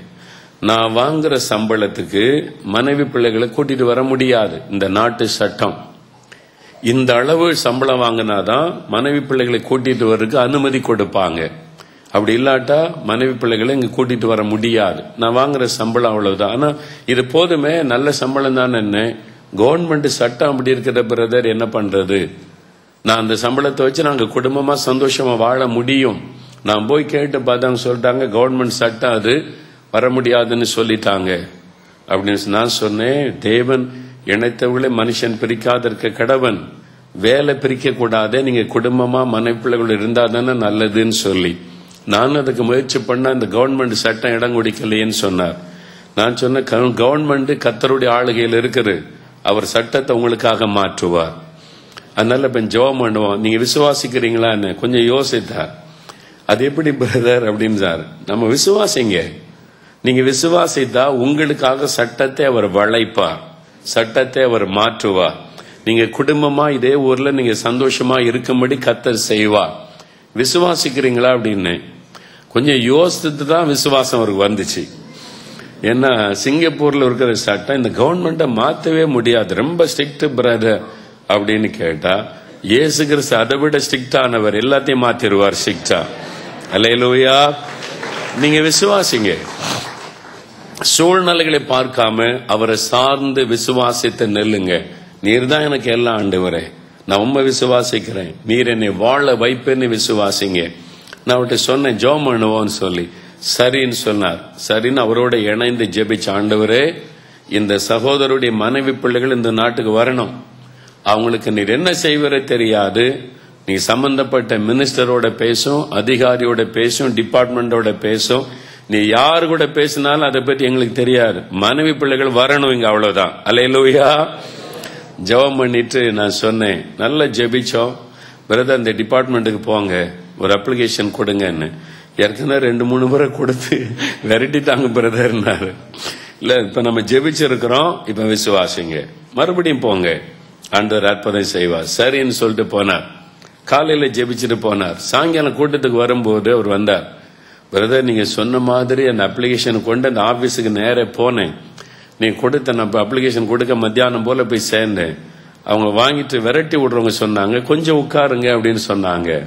என்னடா அது எப்பவுமே இதெல்லாம் இது சொல்லி தெரியுமில்ல சட்டம் இப்படி இருக்கு, நீ போங்கன்னு சொல்றவங்க உட்காருங்கன்னு சொன்ன உடனே உட்கார்ந்துட்டேன். அப்ப என்னன்னு விசாரிச்சு அவங்க சொன்னாங்க, இந்த காரியமா தான் உள்ள மினிஸ்டர் அந்த கமிட்டி மீட்டிங், அதிகாரிகள் கமிட்டி மீட்டிங் நடக்குது, அது முடிவு தெரியட்ட உட்காருங்கன்னு உட்கார வச்சாங்க. ஓ, அப்ப நமக்காக ஆண்டவர் கமிட்டியை பேச ஆரம்பிச்சிட்டாரு. எப்போ அங்க ஜெபிச்சோமோ அங்க ஆண்டவர் பேச ஆரம்பிச்சிட்டார். உடனே கமிட்டியை கூட்டு பிளான் போட்டு என் பிள்ளைக்கு அவங்க குடும்பங்க வரணும்னு சொல்லி உட்கார்ந்தார். 1 மணி நேரம் 2 மணி நேரம் உட்கார்ந்த உடனே கமிட்டியில தீர்மானம் பண்ணிட்டாங்க, இந்த அளவு சம்பளம் வாங்குறவங்களுக்கும் மனைவி பிள்ளைகளை கூட்டிட்டு வர பெர்மிஷன் கொடுத்துடலான்னு சட்டத்தை மாத்திட்டாங்க. அல்லேலூயா. உட்கார்ந்து இருந்த அவரை அந்த ஆபீசர் கூப்பிட்டு, நீங்க தான் ஃபர்ஸ்ட் இந்த சட்டம் மாற்றி முதல் உங்களுக்கு தான் சாங்ஷன் பண்ணு சீல் குத்தி கையெழுத்து வச்சு அனுப்பிட்டாங்க. அவர் வந்து சொன்னார், பிரதர் எனக்கே ஆச்சரியமா இருக்குது, நீங்க சொன்னீங்க ஆண்டவர் சட்டத்தை மாற்றுவார்னு, ஏன் மனைவி பிள்ளைகளை கொண்டு வர்றதுக்கே இந்த சட்டத்தை கர்த்தர் மாத்திட்டார். அல்லேலூயா. ஆண்டவர் அற்புதமானவர், ராஜாக்களுடைய உள்ளங்களை மாற்றுகிறவர், உங்களுக்காக இல்லாத வேலையை உருவாக்குவார். சொல்ல உங்களுக்கு வேலை இல்லைங்க அப்படிம்பாங்க, நீங்க விசுவாசிங்க, உங்களுக்காக ஒரு வேலையை கர்த்தர் உருவாக்குவார். ஆமென். நீங்கள் விசுவாசம் உள்ளவளா ஜெபத்தில் எவைகளை கேட்டாலும் ஆண்டவர் அதை உங்களுக்கு அருளி செய்வாராம். உண்மையா அதனுடைய மூல பாஷையில என்ன இருக்குதான்னு சொன்னா, நீங்க விசுவாசத்தோடு ஆண்டவரிடத்துல கேட்டா, ஆண்டவர் இது எனக்கு வேணும் அப்படின்னு விசுவாசத்தோடு கேட்டா, உலகத்திலேயே அதை இல்லாவிட்டால் கூட அதை உருவாக்கி கர்த்தர் தருவாராம். அதான் உண்மையான அர்த்தம் அந்த வசனத்துக்கு. அப்ப இல்லாத வேலையை உங்களுக்காக உருவாக்குவார், உங்களுக்கு வேலை கொடுக்கணும்னே கர்த்தர் உருவாக்குவார். ஆமென். அல்லேலூயா. அவரை விசுவாசிங்க. சூழ்நிலைகளை கண்டு பயப்படாதிருங்க. ஆண்டவர் சொல்றார், நீங்க உங்களுக்கு சமாதானம், பயப்படாதுங்க, கர்த்தர் உங்களுக்காக செய்வார், வேலைக்கு வழி தரப்பார், வருமானத்தை பெருக பண்ணுவார், கடன் பிரச்சனைகளை மாற்றுவார், வீடு வாங்க வழி இல்ல, காடி வாங்க வழி இல்ல, இதை செய்ய வழி இல்ல, கர்த்தர் வழி உண்டாக்குவார். வழி இல்லாத இடத்துல வழி திறக்கிற தேவன் அவர். நீங்க செய்ய வேண்டிய ஒரே காரியம் விசுவாசிக்கணும், அவ்வளவுதான். அவருடைய வல்லமை விசுவாசிங்க, அவர் அற்புதமானவர்னு விசுவாசிங்க, இயேசு என்னை நேசிக்கிறான்னு விசுவாசிங்க, எனக்காக ஒரு அற்புதம் செய்வார்னு விசுவாசிங்க, என் மீது அவர் மிகுந்த அன்பு வைத்திருக்கிறார்னு விசுவாசிங்க. அவர் உங்களுக்காக சிலுவையிலே மரித்து உயிர்த்தெழுந்தவர், உங்களுக்காக சிலுவையில் அவ்வளவு பாடுபட்ட ஒரு தகப்பன் உங்களுக்கு அற்புதம் செய்ய மாட்டாரா? உங்களுடைய தேவைகளை சந்திக்க மாட்டாரா? ஆண்டவர் உங்களுக்கு ஒரு வழியை திறக்க மாட்டாரா? உங்களுக்கு ஒரு நல்ல வாழ்க்கை அமைத்து தர மாட்டாரா? நீங்க விசுவாசித்தா போறோம். ஆண்டவர் சொல்றார், விசுவாசத்தோட இருங்க. இன்றைக்கு உங்களுடைய பயம் உங்களுடைய உள்ளத்தை விட்டு மாறும். பிசாசு தான் பயத்தை கொண்டு வருகிறான். அவிசுவாசம் பயத்தை கொண்டு வரும். சாத்தான் சந்தேகத்தை கொண்டு வந்து பயத்தினால் நம்மை கலங்க பண்ணுகிறான். ஆனா விசுவாசம் வரும்போது, இயேசுவின் மேல விசுவாசம் வரும்போது பயம் விலகிவிடும். இன்றைக்கு உங்களுடைய உள்ளத்துல என்ன பயம்? எதை குறித்து பயந்து கொண்டிருக்கிறீங்க? தேவைகளை குறித்து, பிரச்சனைகளை குறித்து, போராட்டத்தை குறித்து, வேலையில வந்திருக்கிற நெருக்கத்தை குறித்து, எதை குறித்து நீங்கள் பயப்படுகிறீர்கள்? ஆண்டவர் சொல்லுகிறார், உங்களுக்கு சமாதானம். இன்றையிலிருந்து நீங்க சந்தோஷமா சமாதானமா இருக்கணும்னு கர்த்தர் விரும்புகிறார். அதற்குத்தான் உங்களை சந்திக்க வந்திருக்கிறார். அவரை நோக்கி நம்ம ஜெபம் பண்ணலாமா? இப்பொழுது நாம் ஜெபிக்க போகிறோம். எல்லாரும் ஜெபம் எழுந்து நிற்கலாம். தேவ சமூகத்தில் எழுந்து நிற்கலாம். ஆண்டவர் உங்களை சந்திக்கும்படி கடந்து வந்திருக்கிறார். எனக்கு அன்பானவர்களே, அப்படியே கவனிங்க. ஒவ்வொரு காரியத்துக்காக ஜெபிக்க போகிறோம். 3 காரியத்திற்கு 3 விதமான ஆசீர்வாதத்துக்கு நான் ஜெபிக்க போகிறேன். முதலாவது ஆசீர்வாதம் பாவ மன்னிப்பு, பாவத்திலிருந்து விடுதலை, குற்ற மனசாட்சி நீங்கணும். நீங்க என்னைக்கோ செய்த பாவம் உங்களுடைய உள்ளத்தை வருத்தி கொண்டே இருக்கலாம். உங்களுடைய உள்ளத்தை அது காயப்படுத்தி கொண்டே இருக்கலாம். இந்த மாதிரி ஒரு பாவம் செய்துட்டனே, ஐயோ இந்த பாவத்துக்கு இடம் கொடுத்துட்டனே, எனக்கு மன்னிக்கப்படுமா, அதிலிருந்து ஒரு விடுதலை கிடைக்குமா என்ற ஒரு எண்ணம். ஆண்டவர் இயேசு உங்களை சந்தித்து கொண்டிருக்கிறார். இயேசு உங்களை மன்னிக்க ஆயத்தமாய் இருக்கிறார். இன்றைக்கு உங்களை மன்னித்து உங்களுக்கு விடுதலை கொடுக்க ஆண்டவர் விரும்புகிறார். ஆண்டவர் இயேசு இங்க இருக்கிற பலருடைய இருதயத்தை பார்க்கிறார். சமாதானம் இல்லை. உங்களுடைய மனசாட்சி உங்களை குற்றப்படுத்துது. உங்களுடைய குற்ற மனசாட்சி வாதிக்குது. இன்னைக்கு ஆண்டவரிடத்துல சொல்லுங்க, மன்னியும் ஆண்டவரே. தன் பாவத்தை மறைக்கிறவன் வாழ்வடைய மாட்டான். அறிக்கை செய்து விட்டு விடுகிறவன் இரக்கம் வருவான். அப்படியே கண்களை மூடி ஒரு 2 நிமிடம் ஜெபம் பண்ணுங்க. நீங்களும் இயேசுவும். இயேசு உங்க பக்கத்துல தான் இருக்கிறார். அவர் பாவத்தை மன்னிக்க விரும்புகிறார். இயேசுவை பார்த்து சொல்லுங்க, இயேசுவே என்னை மன்னியும். உம்முடைய ரத்தத்தினால என்னை கழுவ, நான் பாவம் செய்துட்டேன் ஆண்டவரே. என் மனசாட்சி என்னை வாதிக்கிறது, என்னை குற்றப்படுத்துகிறது. என் தாயை நான் துக்கப்படுத்தி கொண்டு விட்டேனே, என்னை மன்னியும். என் மனைவிக்கு உண்மையில்லாமல் நடந்து, ஐயோ என்னை நம்பி இருக்கிற என் மனைவிக்கு நான் துரோகம் பண்ணி விட்டேனே, என் மனசாட்சி என்னை வாதிக்கிறது. இயேசுவே என்னை மன்னியும். என்னை நம்பி என் பெற்றோர் இந்த நாட்டுக்கு என்னை அனுப்பி வச்சாங்க. நானோ இந்த பாவத்துக்கு இடம் கொடுத்து சம்பாதிக்கிற பணத்தை பாவத்தில் வீணாக்கி விட்டேனே. ஆண்டவரே என்னை மன்னியும். உம்முடைய ரத்தத்தினால என்னை கழுவும். எனக்கு இந்த பாவத்திலிருந்து விடுதலை தாரும். இந்த மதுபானத்தை விட முடியலையே, இந்த இச்சையான பாவத்தை விட முடியலையே. ஆண்டவரே, வாரம் முழுவதும் நான் நல்லா இருந்தாலும் அந்த குறிப்பிட்ட நாள் வந்த உடனே இந்த பாவம் என்னை மேற்கொள்ளுகிறது. திரும்ப திரும்ப இந்த பாவத்தை செய்து விடுகிறேனே. இயேசுவே என்னை மன்னிங்க அப்பா, விடுதலை தாங்க ஆண்டவரே. கேளுங்க, இயேசு உங்களை மன்னித்து விடுதலை கொடுக்க விரும்புகிறார். வாலிப தம்பி, இயேசுவனே என் பாவத்தை மன்னியுன்னு கேளுங்க. அவர் உங்களை மன்னிக்க ஆயத்தமாயிருக்கிறார். விடுதலை கொடுக்க ஆயத்தமாயிருக்கிறார். தேவ சமாதானத்தை கொடுக்க விரும்புகிறார். இயேசு பாவிகளின் சிநேகிதன். யாரையும் பாவி என்று புறம்பே தள்ள மாட்டார். இயேசுவே இயேசுவே என்னை மன்னியும். கண்களின் இச்சைகளை மன்னியும். மாமிச இச்சைகளை மன்னியும். என்னை நம்பினவங்களை நான் ஏமாற்றி விட்டேனே. ஐயோ என்னை நம்பினவங்க மனுஷரை நான் ஏமாற்றி விட்டேனே. ஐயோ நான் ஏமாற்றி அவளை துக்கப்படுத்தி விட்டேனே. என்னை மன்னியும், நான் சரிப்படுத்திக் கொள்ளுகிறேன் என்று சொல்லுங்க. ஆண்டவரிடத்தில் சொல்லுங்க. பாவத்தை அறிக்கை இடுங்க. தன் பாவத்தை மறைக்கிறவன் வாழ்வடைய மாட்டான். அறிக்கை செய்து விட்டு விடுகிறவன் இரக்கம் வருவான். இயேசுவே என்னை மன்னியும். இயேசுவுக்கு உங்களுக்கு தெரிந்தால் போதும். ஆண்டவரிடத்தில் அறிக்கை இடுங்க. அவர் தம்முடைய ரத்தத்தினால் உங்களை கழுவி பரிசுத்தப்படுத்தி சமாதானத்தை தருவார். அவருடைய ரத்தம் சகல பாவங்களை நீக்கி சுத்திகரிக்கும். இதோ அவருடைய ரத்தம் உங்களை சந்தித்துக் கொண்டிருக்கிறது. ஐயா, ஆண்டவர் என்னோடு பேசினார். என் உள்ளத்துல சமாதானம் இல்ல, நிம்மதியா தூங்க முடியல, நிம்மதியா வேலை செய்ய முடியல, என் சமாதானத்தை இழந்து போனேன், என் மனசாட்சி என்னை வாதிக்கிறது, என் பாவம் என்னை குற்றப்படுத்துகிறது, நிம்மதி இல்லாமல் நான் கஷ்டப்படுகிறேன். இயேசு என் பாவத்தை மன்னிக்க வேண்டும். இயேசுவுக்கு என்னை நான் ஒப்பு கொடுக்கிறேன். இயேசு இன்றைக்கு என்னை மன்னித்து என் உள்ளத்தில் வந்து வாசம் பண்ண வேண்டும். இந்த சமாதான பிரபு இயேசு எனக்கு வேண்டும். எனக்கு ஒரு புதிய வாழ்க்கை வேண்டும். இந்த பாவத்திலிருந்து விடுதலை வேண்டும். பாவ மன்னிப்பு எனக்கு வேண்டும். என்னை ஒப்பு கொடுக்கிறேன் என்று சொல்லுகிறவர்கள் யாராவது இருக்கிறீங்களா? அப்படிப்பட்டவங்க இருந்தா வலது கரத்தை உயர்த்துங்கள். முதலாவது உங்களுக்காக நான் ஜெபிக்க போகிறேன். ஐயா, இந்த இயேசு எனக்கு வேண்டும். அவர் கொடுக்கிற சமாதானம் வேண்டும். அவர் கொடுக்கிற பாவ மன்னிப்பு, பாவத்திலிருந்து விடுதலை எனக்கு வேண்டும். என்னை ஒப்பு கொடுக்கிறேன் இன்றைக்கு என்று சொல்லுகிறவர்கள் வலது கரத்தை உயர்த்தலாம். நிற்கிற இடத்துல வலது கரத்தை உயர்த்தலாம். முதலாவது உங்களுக்காக ஜெபிக்க போகிறேன். இயேசு இல்லாம இந்த இடத்தை விட்டு நீங்க போக கூடாது. இயேசுதான் சமாதான பிரபு. இயேசுதான் உங்களை மன்னிக்கிறவர், விடுதலை தருகிறவர், உங்களுக்காக சிலுவையில் ரத்தம் சிந்தினவர். கரம் உயர்த்தின உங்களுக்காக முதலாவது நான் ஜெபிக்க போகிறேன். நீங்கள் சமாதானத்தை பெற்றுக்கொள்ள ஜெபிக்க போகிறேன். அவருடைய ரத்தம் உங்களை கழுவ ஜெபிக்க போகிறேன். பாவத்திலிருந்து விடுதலை கொடுக்க ஜெபிக்க போகிறேன். ஆகவே கரம் உயர்த்தினவர்கள் அப்படியே மேடைக்கு அருகிலே முன்னுக்கு வாங்க. எனக்கு பக்கத்தில் உங்களுக்கு இடம் ஒதுக்கப்பட்டு இருக்கிறது. மேடைக்கு அருகிலே முன்னுக்கு வாருங்கள். இந்த கூட்டத்தின் முடிவில் முதலாவது நான் உங்களுக்காகத்தான் ஜெபிக்க விரும்புகிறேன்.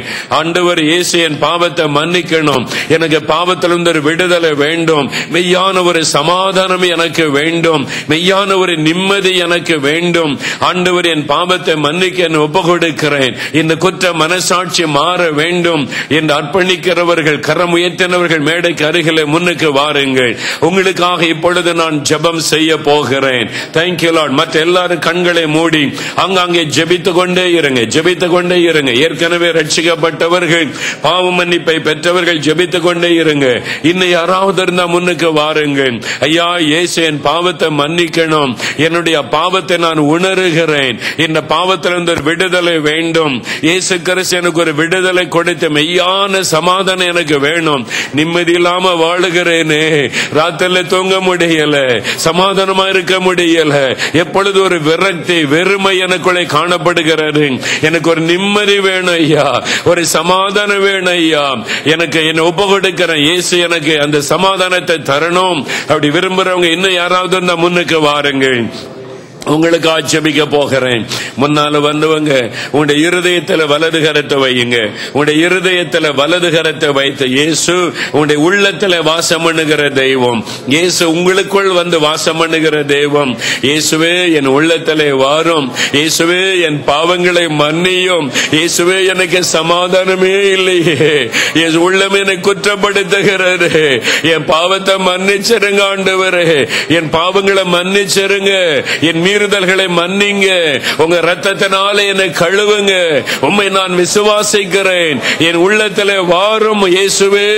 ஜெபம் பண்ணுங்க, ஜெபம் பண்ணுங்க. இயேசுவே என் உள்ளத்திலே வாரும், இயேசுவே என் பாவங்களை மன்னியும், இயேசுவே உம்முடைய ரத்தத்தினாலே என்னை கழுவும், இயேசுவே எனக்கு சமாதானம் தாரும், இயேசுவே இயேசுவே என்று ஜெபம் பண்ணுங்க.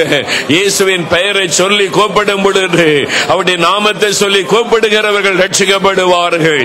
இயேசு இயேசு இயேசு இதோ உம்முடைய உள்ளத்திற்குள்ளே வருகிறான். பாவங்கள் மன்னிக்கப்படுகிறது, பாவத்திலிருந்து விடுதலை வருகிறது, மெய்யான சமாதானத்தை ஆண்டவர் தருகிறான். அப்பா, உம்முடைய பிள்ளைகளுக்கு அந்த சமாதானத்தை அருளி ஆசீர்வதிங்க. உங்க ரத்தம் உங்களை கழுவட்டும் ஆண்டவரே, சுத்திகரிக்கட்டும் ஆண்டவரே. தகப்பனே, இருதயத்திலே கரமைத்தை ஜெபிக்கிற பிள்ளைகளுக்காக ஜெபிக்கிற ஆண்டவரே, ஒவ்வொருவர் மீது உம்முடைய ரத்தத்தின் வல்லமை இறங்கட்டும். இயேசு கிறிஸ்துவின் ரத்தம் சகல பாவங்களை நீக்கி சுத்திகரிக்கும் என்ற வார்த்தையின்படி உம்முடைய ரத்தம் அவளை கழுவட்டும் ஆண்டவரே, ரத்தம் அவளை கழுவட்டும் ஆண்டவரே, ரத்தத்தின் வல்லமை இவர்கள் மீது இறங்கட்டும் ஆண்டவரே.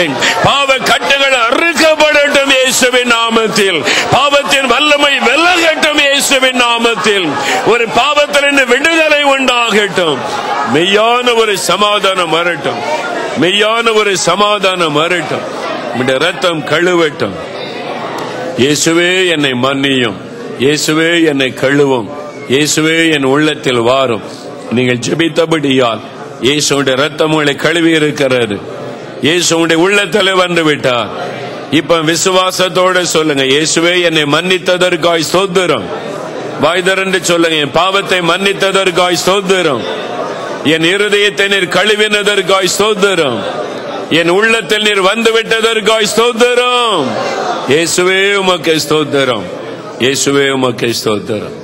இயேசுவே உமக்கு ஸ்தோத்திரம். எவ்வளவு பெரிய சந்தோஷம்! பாவ மன்னிப்பை விட ஒரு பெரிய சந்தோஷம் எதுவுமே இல்லை. இயேசு கிறிஸ்து நம்முடைய பாவங்களுக்காக மரிச்சதுனால அவர்தான் நம்முடைய பாவத்தை மன்னிக்க முடியும். நம்முடைய பாவத்தை அவர் சிலுவையில் சுமந்து முடிச்சதுனால அவர் மன்னித்து விட்டார். மன்னித்து விட்டார். சகோதரனே, எங்க அம்மா செத்ததுக்கு நான் தானே காரணம். நீ மனம் உடைந்து வந்த உங்களை பாவத்தை அவர் மன்னித்து விட்டார். இயேசுடைய ரத்தம் உங்களை கழுவி விட்டார். என் மனைவிக்கு நான் துரோகம் பண்ணிட்டனே, பாவம் செய்துட்டனே, கண்ணீரோடு ஜெபித்த சகோதரனை இயேசு உங்களை மன்னித்து விட்டார். இனி பாவம் செய்யாதிருங்க. மற்றவங்களை ஏமாத்திட்டேன், என்னை நம்பினவங்களை நான் ஏமாத்திட்டேன், ஐயோ நான் ஏமாத்திட்டேனே, உண்மை இல்லாம நடந்துட்டனே, என்னை மன்னியுன்னு ஜெபிச்சவங்களை அவர் மன்னித்து விட்டார். இயேசுவுக்கு ஸ்தோத்திரம்னு சொல்லுங்க. என்னை மன்னிச்சிட்டதற்காக ஸ்தோத்திரம். கிழக்கிற்கு மேற்குக்கும் எவ்வளவு தூரமோ அவ்வளவு தூரமாய் உங்களுடைய பாவத்தை அவர் விலக்கி போட்டு விட்டார். இப்ப சந்தோஷமா, என்ன என் ஆனந்தம், என்ன என் ஆனந்தம். ஒரு அடியை நம்ம பாட போகிறோம். அதன் பிறகு உங்களுடைய சுகத்துக்காக ஜெபிக்க போறேன். ஆண்டு உங்களை குணமாக்க, வியாதியிலிருந்து விடுதலை கொடுக்க நான் ஜெபிக்க போகிறேன். முன்னால் வந்து அப்படியே நின்று கொள்ளுங்க. இன்னொரு 5-10-15 நிமிஷத்துல முடிஞ்சிடும். முடிஞ்ச உடனே முதல்ல உங்களுக்காக நான் கை வைத்து ஜெபிப்பேன். அதன் பிறகு மற்றவங்களுக்காக ஜெபம். எல்லாரும் கரந்தட்டி பாடுவோம். பாவங்கள் சாபங்கள் கோபங்கள் எல்லாம் பரிகரித்தாரே. பாவங்கள் சாபங்கள் கோபங்கள் எல்லாம் பரிகரித்தாரே. தேவாதி தேவன் என் உள்ளத்தில் வந்து தேற்றியே விட்டாரே. தேவாதி தேவன் என் உள்ளத்தில் வந்து தேற்றியே விட்டாரே. பாவங்கள் சாபங்கள் கோபங்கள் எல்லாம் பரிகரித்தாரே. பாவங்கள் சாபங்கள் கோபங்கள் எல்லாம் பரிகரித்தாரே. தேவாதி தேவன் என் உள்ளத்தில் வந்து தேற்றிய விட்டாரே. தேவாதி தேவன் என் உள்ளத்தில் வந்து தேற்றிய விட்டாரே. என்ன என் ஆனந்தம், என்ன என் ஆனந்தம் சொல்லக்கூடாது. என்ன என் ஆனந்தம், என்ன என் ஆனந்தம் சொல்லக்கூடாது. மன்னன் கிறிஸ்து என் பாவத்தை எல்லாம் மன்னித்து விட்டாரே. மன்னன் கிறிஸ்து என் பாவத்தை எல்லாம் மன்னித்து விட்டாரே. மன்னித்து விட்டாரே. மன்னித்து விட்டாரே. இயேசு என் பாவத்தை எல்லாம் மன்னித்து விட்டார். அல்லேலூயா. அதுதான் பெரிய சந்தோஷம். என் பாவத்தை எல்லாம் மன்னிச்சு எனக்கு ஒரு சமாதானம் தந்துட்டார், புதிய இருதயம் தந்துட்டார். அதுதான் பெரிய மகிழ்ச்சி. நீங்க தினமும் காலையில் எழுந்த உடனே இயேசுவே என்னை மன்னித்ததற்காய் ஸ்தோத்திரம், என் பாவங்களை நீர் மன்னித்து மறந்து விட்டீர், என் கூட இருக்கிறக்காய் ஸ்தோத்திரம்னு அவரை துதிங்க. கர்த்தர் ஆசீர்வதிப்பார். இப்பொழுது சுகத்துக்காக ஜெபிக்க போறேன். ஆண்டவர் சொல்லுகிறார், நீ வேதனை நீங்க சுகமாயிரு. வேதனை, ஏதோ ஒரு வேதனை, இருதயத்துல வேதனை, தலையில வேதனை, கையில வேதனை, எலும்புல வேதனை, நரம்புல வேதனை, வயிற்றுல ஒரு வேதனை, ஏதோ ஒரு வேதனை, ஒரு வலியோட நீங்க வந்திருக்கலாம். காலில வேதனை, கையில ஒரு வேதனை, ஏதோ ஒரு வலி வேதனையோடு வந்திருக்கலாம். ஆஸ்துமா வியாதி வந்துட்டு, கேன்சர் வந்துட்டு, கண்ணில வலி வேதனை வந்திருக்கலாம். இன்றைக்கு இயேசு உங்களை குணமாக்க போகிறார். விசுவாசிக்கிறீங்களா? ஒரு சிம்பிள் ஃபைத், சாதாரண ஒரு விசுவாசம். இயேசு இங்குதான் இருக்கிறார்.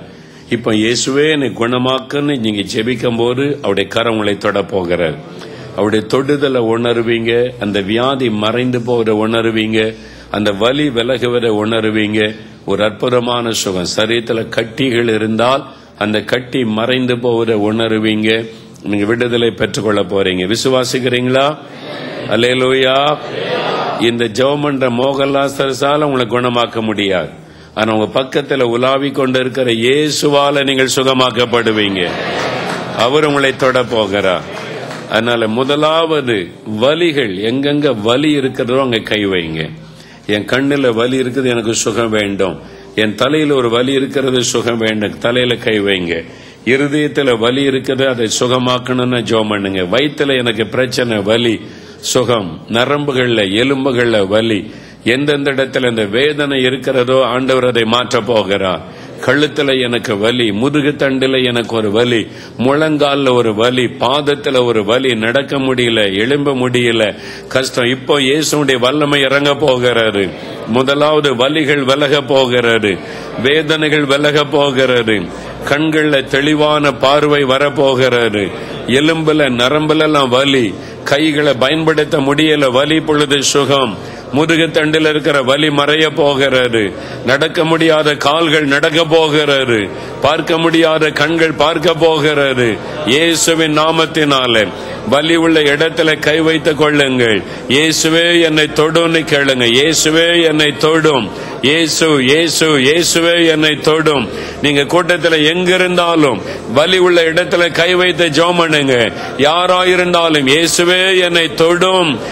சிம்பிள் ஃபெய்த், அவ்வளவுதான். சாதாரண ஒரு விசுவாசம். நீங்க கோப்பட ஆண்டவருடைய கரம் இறங்குகிறது.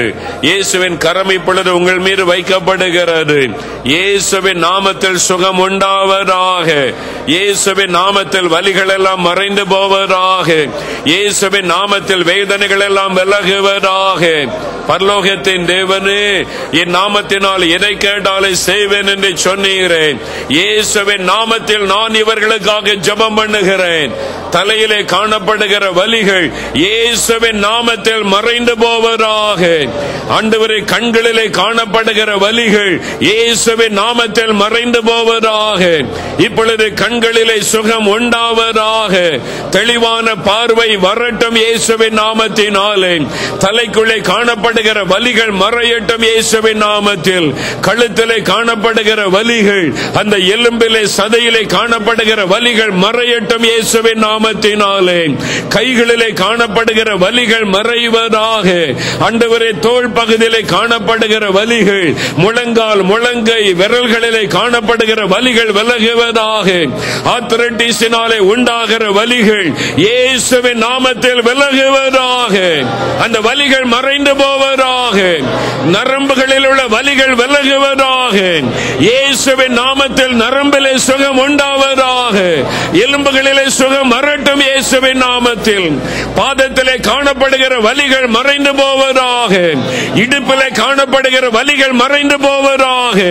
ஆண்டவரே, இயேசுவின் நாமத்தினாலே முதுகு தண்டிலே காணப்படுகிற வலிகள் இயேசுவின் நாமத்தில் மறைந்து போவதாக. ஸ்பைனல் கார்டில் இருக்கிற வலி மறையட்டும் இயேசுவின் நாமத்தில். காதிலே காணப்படுகிற வலிகள் மறையட்டும் இயேசுவின் நாமத்தில். தலை முதல் கால் வரை எந்தெந்த இடத்திலே வலிகள் காணப்படுகிறதோ இயேசுவின் நாமத்தில் சுகம் உண்டாவதாக. அந்த வலிகள் எல்லாம் மறையட்டும் இயேசுவின் நாமத்தில். காதில் உள்ள வலி மறைகிறது இயேசுவின் நாமத்தினாலே. கண்களிலே வலிகளோடு ஜெபித்த சகோதரனே, உங்களுடைய கண்களை இயேசு தொட்டு குணமாக்குகிறார். நீங்க இமைக்கும் பொழுது கண்ணிலே வலி காணப்பட்டது. இப்பொழுது அந்த கண்ணில் உள்ள வலி முற்றிலும் எடுக்கப்பட்டு விட்டது. ஒரு தெளிவான பார்வை கண்களிலே வந்து விட்டது. இயேசுவுக்கு ஸ்தோத்திரம் என்று சொல்லுங்கள். எலும்புகளிலே காணப்பட்ட வலிகள் அநேகருக்கு இயேசு குணமாக்கி விட்டார். இந்த கை எலும்பிலே காணப்பட்ட வலி, விரல் எலும்பிலே காணப்பட்ட வலி, கால் முழங்காலிலே காணப்பட்ட வலி மறைந்து விட்டது. நரம்பிலே காணப்பட்ட வலி ஆண்டவர் எடுத்து போட்டு விட்டார். அல்லேலூயா. இயேசுவின் நாமத்தினாலே சுகம் உண்டாகிவிட்டது. இருதயத்திலே காணப்பட்ட வலி மறைந்து விட்டது. கொஞ்சம் இழுத்து மூச்சு விட்டாலே இருதயத்திலே வலி. சகோதரனே, கொஞ்சம் இழுத்து நீங்க மூச்சு விட்டாலே இருதயத்திலே வலி. இயேசுவின் நாமத்தில் அது மறைந்து விட்டது. இந்த மரணம் பயத்தை ஆண்டவர் எடுத்து விட்டார். இயேசுவுக்கு ஸ்தோத்திரம் சொல்லுங்க. ஒரு சகோதரன் உங்களுடைய கழுத்தை அப்படி திருப்பினாலே கழுத்துல ஒரு வலி, அந்த எலும்புல ஒரு வலி, சில சமயம் உயிர் போவதை போல வலி. இப்ப திருப்பி பாருங்க, நீங்கள் சுகமாக்கப்பட்டு விட்டீர்கள். அந்த வலி மறைந்து விட்டது. நீங்க பின்னாலே திரும்பணும்னா உங்களுடைய முழு சரீரத்தை திருப்புவீர்கள். கழுத்தை திருப்பவே முடியாது. இயேசுவின் நாமத்தில் சுகமானீர்கள். தழும்புகளால் குணமாக்கப்பட்டீர்கள். ஒரு சகோதரி, உங்களுடைய தலையில வரக்கூடிய அந்த வலி, கண்கள் வரைக்கும் அந்த வலி, அது கண்ணுல வருதா, நெத்தில வருதா, தலையில வருதா சொல்ல முடியாத அளவுக்கு அந்த வலி தாக்கும் போது கஷ்டப்படுவீர்கள். இப்போ இயேசுவின் நாமத்தில் குணமாக்கப்பட்டீர்கள். அந்த வலி எடுத்து போடப்பட்டு விட்டது. இயேசுவின் கரம் உங்களுடைய தலையை தொடவில்லையா? நீங்கள் அதை உணர்ந்தீர்கள் அல்லவா? இயேசுவுக்கு ஸ்தோத்திரம் சொல்லுங்க. ஒரு சகோதரி, உங்களுக்கு குழந்தை பிறந்ததிலிருந்து உங்களுடைய இடுப்பு பகுதியில் ஒரு உளைச்சலும் வலியும், நிக்க முடியாது, ரொம்ப நேரம் ஒரே லெவல்ல உட்கார முடியாது, ரொம்ப கஷ்டப்பட்டு கொண்டு சில வருஷமாய் வேதனைப்படுகிறீர்கள். இன்றைக்கு இயேசு அந்த வலியை எடுத்து போட்டு விட்டார். உங்களை குணமாக்கி விட்டார். ஆண்டவருக்கு ஸ்தோத்திரம். சிலருடைய பாதத்தில் உள்ள வலி ஆண்டவர் எடுத்து போட்டு இருக்கிறார். உங்களுடைய பாதத்தில் இருக்கிற வலி மறைந்து விட்டது. இயேசுவுக்கு ஸ்தோத்திரம் சொல்லுங்க. ஒரு ஊழியத்தை, முடிந்த ஊழியத்தை செய்கிற ஒரு சகோதரன், உங்களால் முடிந்த அளவு இயேசுவை மற்றவர்களுக்கு சொல்றீங்க, ஆண்டவருக்கு ஊழியம் செய்றீங்க. உங்களுடைய முதுகு தண்டுல வலி, ஸ்பைனல் கார்டுல ஒரு வலி, அதனால ரொம்ப மன சோர்வு, நான் ஊழியம் செய்கிறேன், எனக்கு இப்படி ஆகிவிட்டது என்று. ஏதோ இயேசுடைய தழும்புகளால் நீங்கள் குணமாக்கப்பட்டு விட்டீங்க. இப்ப குனிஞ்சு பாருங்க, சோதிச்சு பாருங்க, அந்த வலி எடுக்கப்பட்டு விட்டாரு. அந்த எலும்பில் உள்ள வலி மறைந்து விட்டது. இயேசுவுக்கு ஸ்தோத்திரம்னு சொல்லுங்க. அநேகருடைய வலிகள் மறைந்து விட்டது. இயேசுவின் நாமத்தினாலே சுகம் பெற்று விட்டீர்கள். தோள் பகுதியில் உள்ள வலி மறைந்திருக்கிறது. கையில் உள்ள வலி மறைந்திருக்கிறது. ஆர்த்தரைட்டிஸ், அந்த ஜாயிண்டுகள் உள்ள வலி மறைந்திருக்கிறது. இப்ப எல்லாம் கரமுயர்த்தி இயேசுவே ஸ்தோத்திரம் சொல்லுங்க. என்னை தொட்டதற்காய் ஸ்தோத்திரம், என் வலியை எடுத்து விட்டதற்காய் ஸ்தோத்திரம், என்னை குணமாக்கி விட்டதற்காய் ஸ்தோத்திரம். இப்பொழுது என் வலி மறைந்து விட்டது. ஸ்தோத்திரம் ஆண்டவரே, உமக்கு நன்றி. ஆண்டவருடைய தழும்புகளால் குணமாக்கப்பட்டீர்கள். எல்லாரும் இயேசுவுக்கு ஸ்தோத்திரம்னு சொல்லுங்க. என்னை தொட்டதற்காய் ஸ்தோத்திரம், என்னை குணமாக்கினதற்காய் ஸ்தோத்திரம். இயேசுவின் நாமத்தினாலே சுகம் கொடுத்த தேவனுக்கு ஸ்தோத்திரம். ஸ்தோத்திரம், உமக்கு நன்றி, உமக்கு நன்றி. ஒரு முறை எல்லாரும் வலதுகரம் உயர்த்தி அல்லேலூயா பல்லவி ஹல்லேலூயா ஹல்லேலூயா ஹல்லேலூயா ஹல்லேலூயா ஹல்லேலூயா ஹல்லேலூயா ஹல்லேலூயா ஹல்லேலூயா ஹல்லேலூயா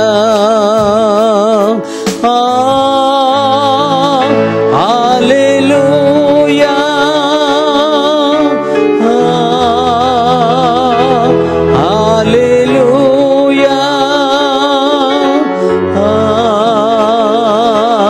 ஹல்லேலூயா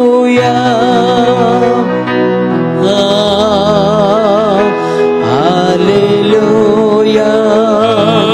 Thank you, Jesus. Thank you, Jesus. Thank you, Jesus. Thank you, Jesus. Thank you, Jesus. Thank you, Jesus. Thank you, Jesus. Thank you, Jesus.